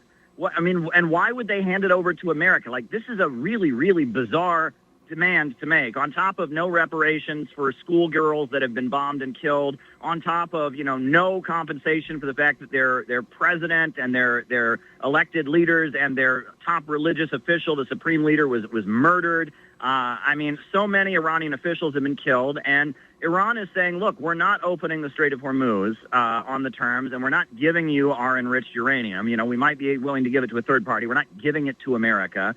Iran is not liking this. Now, right now on Iran, the big thing is that Iranian state television is giving lessons on how to assemble and disassemble and shoot an AK-47. I don't know if you've seen this, but in Iran, they have a lot of AK-47s. Technically, Iran does outlaw guns for private civilians, but the Islamic Revolutionary Guard Corps is the largest economic entity in the country, and it is a military organization, and Revolutionary Guards are allowed to have guns. Also, they have this thing called the Basij Councils, which are like these community assemblies. It means mobilized oppressed that support and enforce the revolution on a local level. They're the ones that enforce that women have to wear a headscarf and go around making sure that everything is being done in line with the Islamic Revolution. They're kind of like community councils. Those groups are allowed to have guns. And so state television in Iran is giving classes about, this is how you put your AK-47 gun together. This is how you take your AK-47 gun apart. And they're ready that if a ground invasion comes, which there are rumors that there could be a ground invasion, if it comes, they are going to be on every rooftop. They are going to be up in every hill. They are going to be pointing those AK-47s, and it's going to be a fight on every street, every little village, every mountain crevice, every street of every major city. they are ready to repel an invasion. And they remember the Iraq-Iran war. I've been to Iran, and I've seen how in every city in Iran, on the street corners, you know, the intersections, they have the faces of the people in that neighborhood who died defeating the Iraqi invaders back in the 1980s. And they have their faces up there, martyrdom. And the idea that to give your life for the Islamic Revolution, to give your life for God is one of the highest honors. That is a huge part of the Shia Islamic revolutionary tradition. And they are ready to repel an invasion. They're ready to repel it. Also, I don't know if people saw this. This isn't getting enough attention, but the Strait of Hormuz is already closed. But there's another strait, and I don't want to mispronounce the name of it, so I'm not going to say it, but it's a strait where Yemen connects with the African continent, a very narrow strait, before the Red Sea near the Gulf of Aden. And the Houthis are now announcing that if the USA attacks Iran again, as Trump is threatening to do, they'll close that strait as well. There'll be another strait that's closed. We've already got, the economy is screaming because the Strait of Hormuz is closed. Now the Houthis, Ansar Allah, are saying they will close down this other strait, and they will block up the oil markets on another angle. So the Strait of Hormuz is bad enough. If this other strait is closed off, I mean, we're looking at $8, $9 a gallon of gasoline. This is ridiculous. Just like Trump went to China with no cards in his hand and left with nothing, he is not in a position to tell Iran that they have to accept these absurd terms. They're not going to accept them. And he's been making these hyperbolic, crazy threats on the internet, and he's making them again. He says, he never even wanted to do a ceasefire. This was all the idea of the international community. He would never have wanted a ceasefire.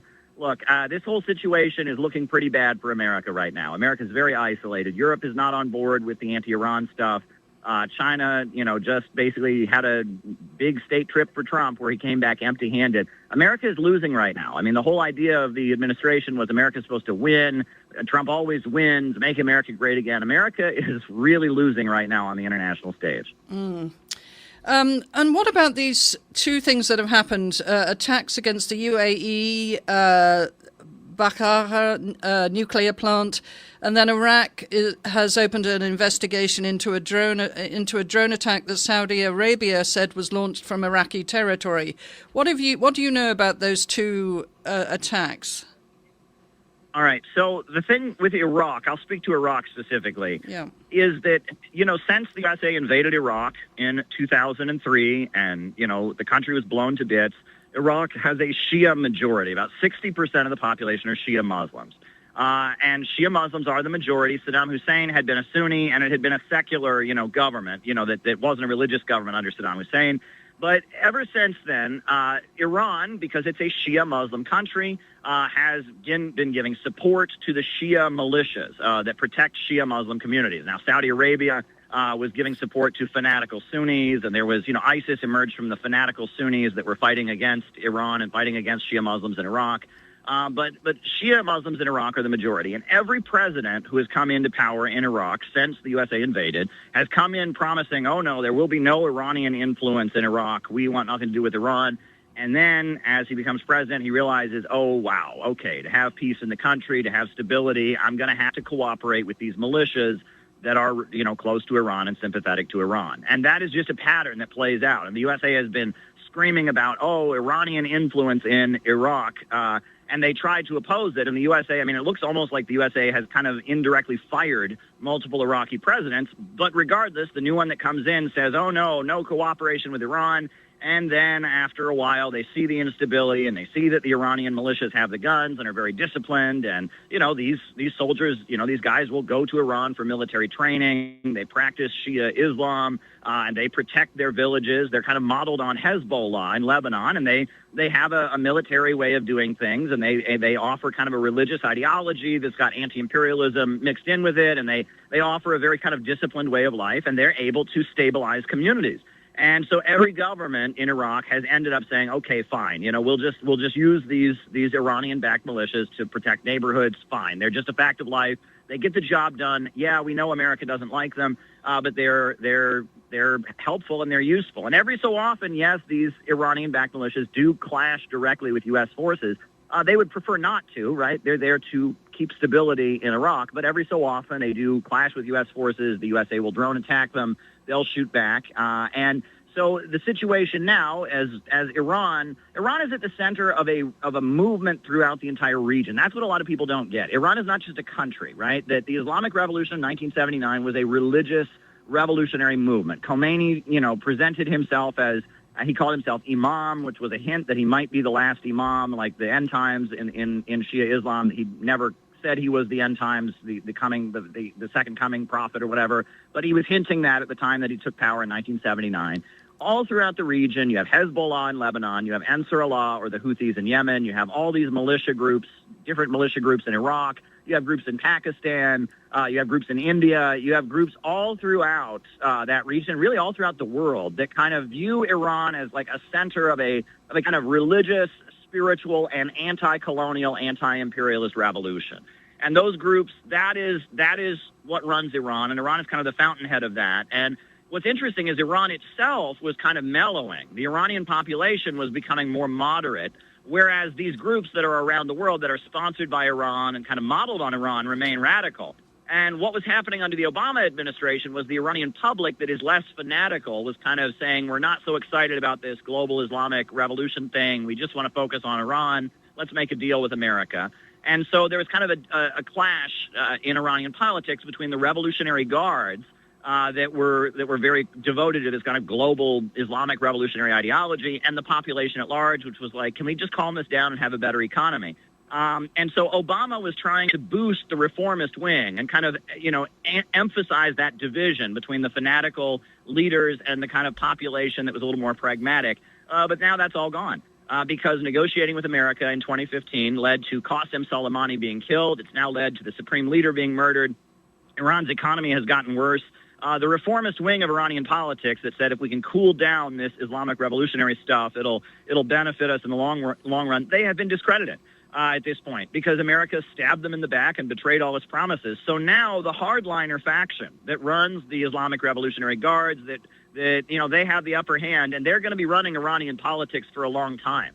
And that's what a lot of people don't get, and that doesn't match what Netanyahu and what Trump and all of them say. They say, we're going to stop Iran from being radical. No, you're stopping the moderates in Iran. You're basically securing that the fanatical and more thoroughly anti-imperialist and revolutionary and Shia Islamic forces, you're basically securing that they will dominate Iran's politics. And now that Iran is in a military confrontation with the United States, and those forces have the guns, and they're, having state television is telling people how to assemble their AK-47s, at this point, Iran is in a very radical place, and that's what a lot of people don't get. You can scaremonger about how scary Islamic radicals are, how scary Iran is, this fanatical country, but you're also, cutting off the ability for anyone in Iran to be a moderate, and that's the real long-term impact this war is having. Mm. Caleb Maupin, as always, thank you very much for your insights and thoughts on geopolitics. Glad you could come on the show this afternoon. Sure thing. Always a pleasure. Yeah, I did that interview this afternoon. So somebody sent a question. Chase said, after the fall of the USSR, a lot of the world Americanized, so to speak. For instance, Finland used to be a very state-dominated economy, but after 1991, its economy transformed from what was a large extent a state-dominated economy to just a welfare capitalist one. Now China is beginning to displace the United States as a global hegemon with the world reserve currency. Do you think now a sort of reverse could happen? Nations could deprivatize and move closer to the Chinese system rather than the neoliberalization of America that has happened since the 1990s? No, I don't. I don't think that's what's going to happen. And I'll tell you why. Is because if you were to, the way you're framing this, right, is it's like, well, one country is very, very powerful, and so countries try to imitate them. And if that was the case, sure, that might be what's happening. But that's not what was happening. For example, you gave the example of Finland. Finland had a very state-run economy during the Soviet period. After the fall of the Soviet Union, they maintained their welfare state, but they got rid of government control of the economy. Well, was that about Finland trying to imitate the Soviet Union? No, that was about the fact that there were strong communist organizations in Finland that admired the Soviet Union, wanted to get along with the Soviet Union, and forced Finland to implement reforms that included nationalization of industries, and forced the Finnish state, which is an imperialist state, forced the Finnish state to manage the economy. They really meant social democracy, right?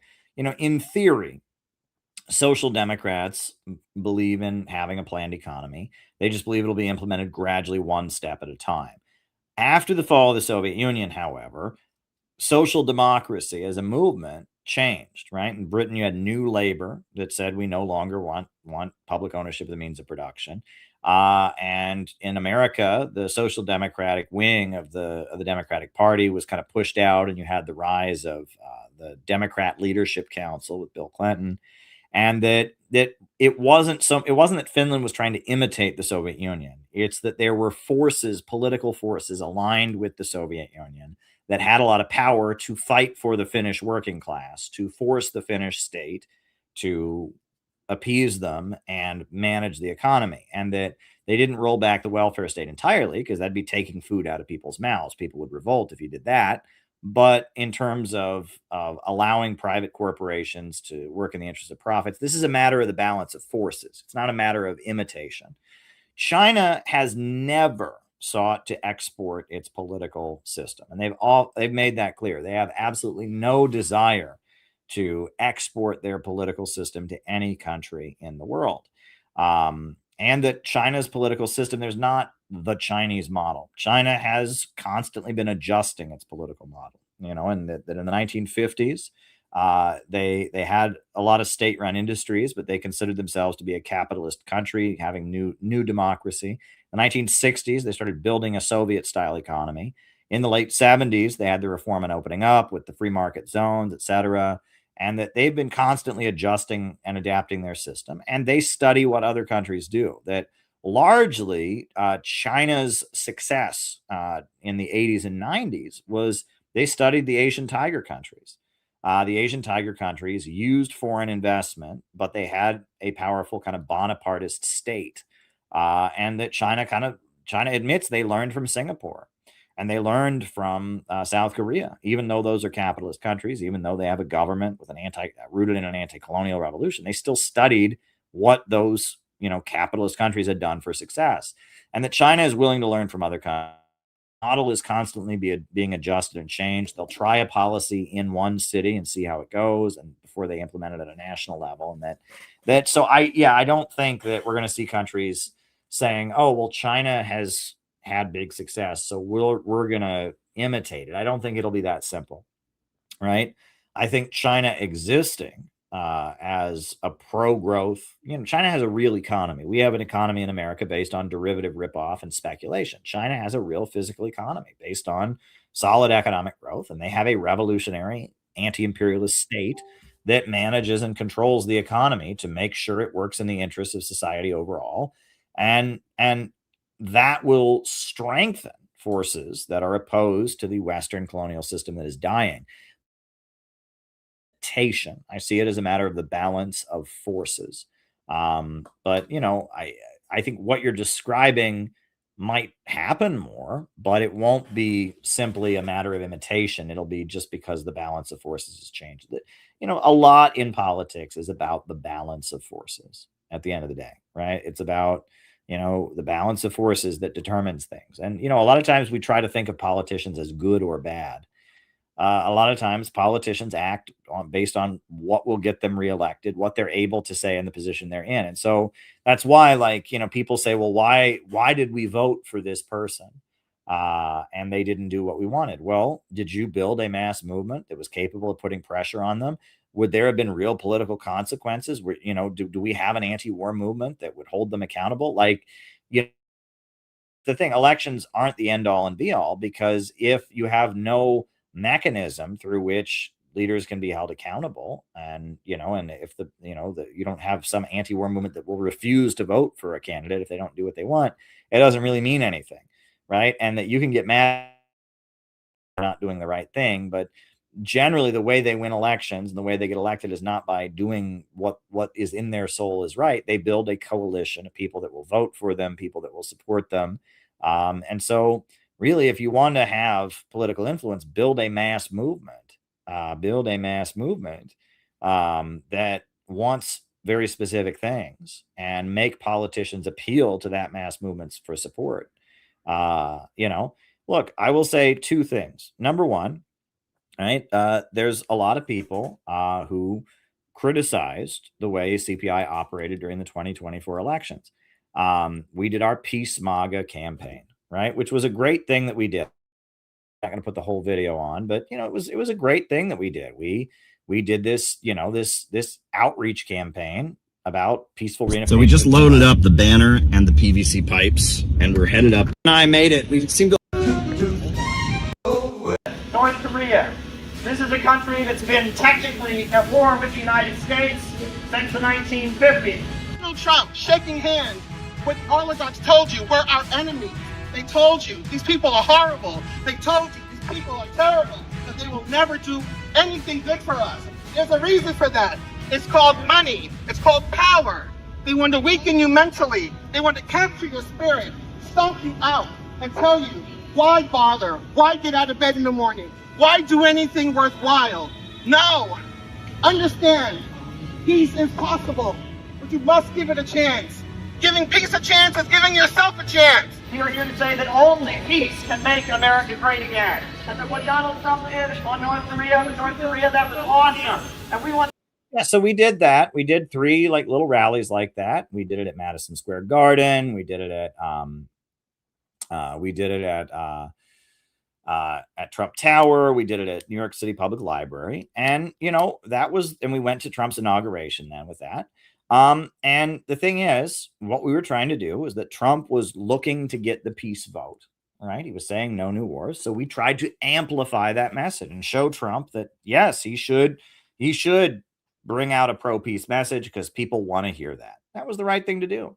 And we did that. And first of all, I think the fact that we did that had an impact because look at how many people like Marjorie Taylor Greene, like Tucker Carlson in the Trump camp had the courage to break with Trump over this war with Iran. That a lot of times what'll happen is somebody like Tucker Carlson or Marjorie Taylor Greene will think it's wrong, but they want to keep their job, and Trump is doing it and he's the president. But when people see that there's a mass movement out there, right, that makes a difference. Now, the other thing is, imagine that the Rage Against the War Machine coalition had kept going. Imagine that it wasn't just us out there. Imagine that, the Libertarian Party and the People's Party and the socialist groups and the Schiller Institute and all of those people. Imagine that there'd been thousands of people outside the rallies with banners like that. I think there's a good chance that Trump might not have done what he did. Trump might not have attacked Iran because he would have seen that, wow, the people that support me that are out in the streets are really, they want this peace message. And the fact that there wasn't a mass movement, the Rage Against the War Machine coalition kind of fell apart after February 2023. I mean, you can blame various people for that. I mean, the main force of blame is the anti-war bureaucracy, the anti-war establishment. Brian Becker, the Answer Coalition, the communist groups, the way they treated that rally was despicable. And the fact that they were just determined to prevent, there from being a real anti-war coalition. That was one who's within that coalition who acted in an unprincipled way, who didn't seem to understand that, a coalition means you treat everyone with respect. And, there were forces within that coalition that, we really wanted to keep, Rage Against the War Machine alive. We really did. And afterwards there were some rallies, and it was basically made clear to us, we don't respect you and we don't want you there. That was unfortunate, and Angela McCurdle is a good friend. The Libertarian Party is a good friend, and Nick Brana, the People's Party, we've always gotten along, but it seemed like they weren't really organizing very much after Rage Against the War Machine. And there were some other people that were trying to keep the coalition going, or at least said they were trying to keep the coalition going. And then they went out of their way to diss CPI, to just really diss us and really treat us like garbage. And it was, and they did that. They do that to everybody they work with eventually. And I mean, it's unfortunate. But so on the one hand, you can thank CPI for being out there and boosting the peace message, for the fact that there has been substantial opposition within Trump's camp. And you can blame forces like the Answer Coalition and other forces that worked against the Rage Against the War Machine Coalition for Trump going as he did. Right. And that, again, Trump, I don't think Trump cares. I think Trump is a selfish guy, and I think he's very confused. But if there had been a mass movement, I think that could have made a difference. Now, Chase says, if it's okay, I clarify my previous question. I didn't necessarily mean this in the imitation, but rather a cultural influence of what is normal and a consensus in the Gramscian sense. A lot of African leaders study economics in the U.S., promote American neoliberal ideas. Those Chinese universities, they might, in an unintentional Gramscian sense, promote state-directed economics instead of U.S. neoliberalism. Again, Chase, I don't think we're talking past each other. I mean, I get what you're saying, and that that may vaguely happen, that a country has a state-directed economy is because the balance of forces demands it. Is that capital, and also, let's be clear, part of the reason that state-directed economies come into existence is out of necessity for capitalism, right? The reason that there was neoliberalism in the 90s was that capitalism was booming because China was opened up for foreign investment, and Eastern Europe and the Soviet Union fell, and they were able to sink their fangs into there, and there was a capitalist economic boom. And so based on that, they were able to, to just privatize things because they were making profits hand over foot. When the capitalist economy enters a crisis, they tend to turn to the government to stabilize things. They want the state to be more involved in the economy. And in the developing world, the state tends to be more involved in the economy.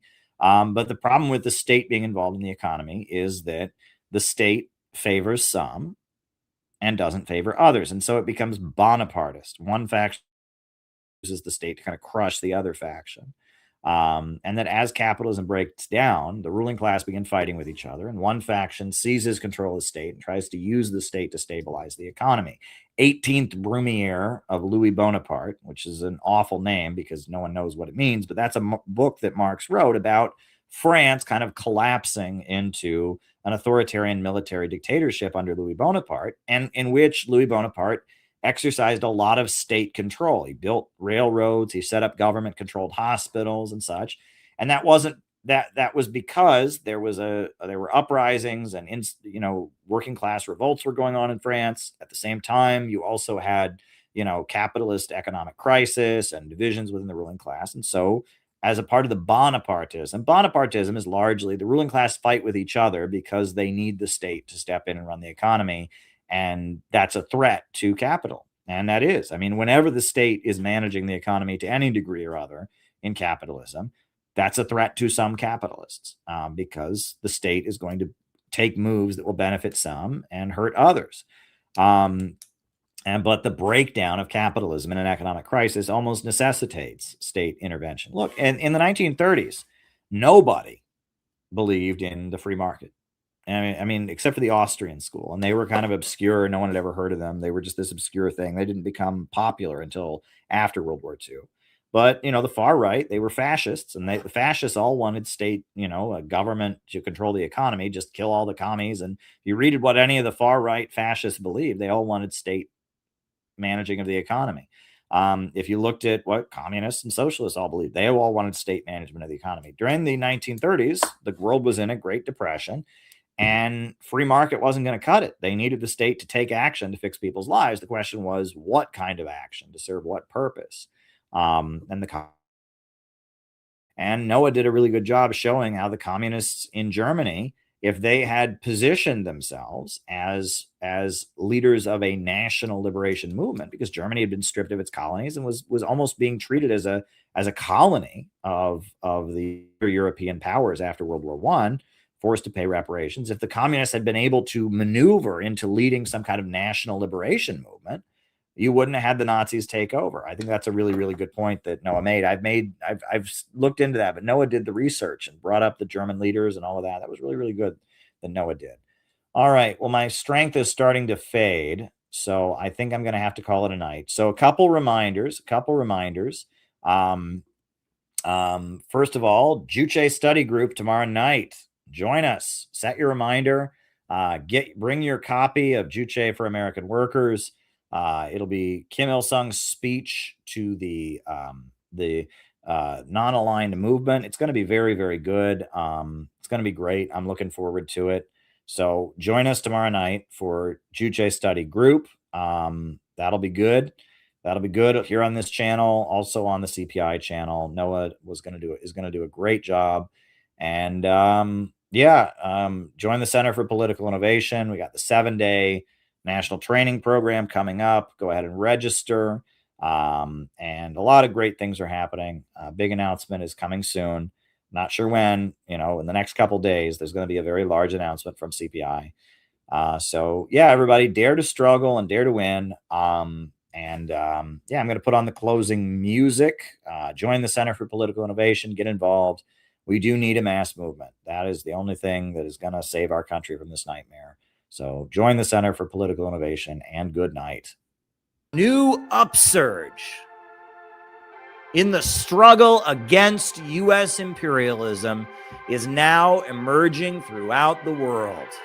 Ever since World War II, U.S. imperialism and its followers have been continuously launching wars of aggression. But the people of various countries have been continuously waging revolutionary wars to defeat their aggression. And while the danger of a new world war still exists,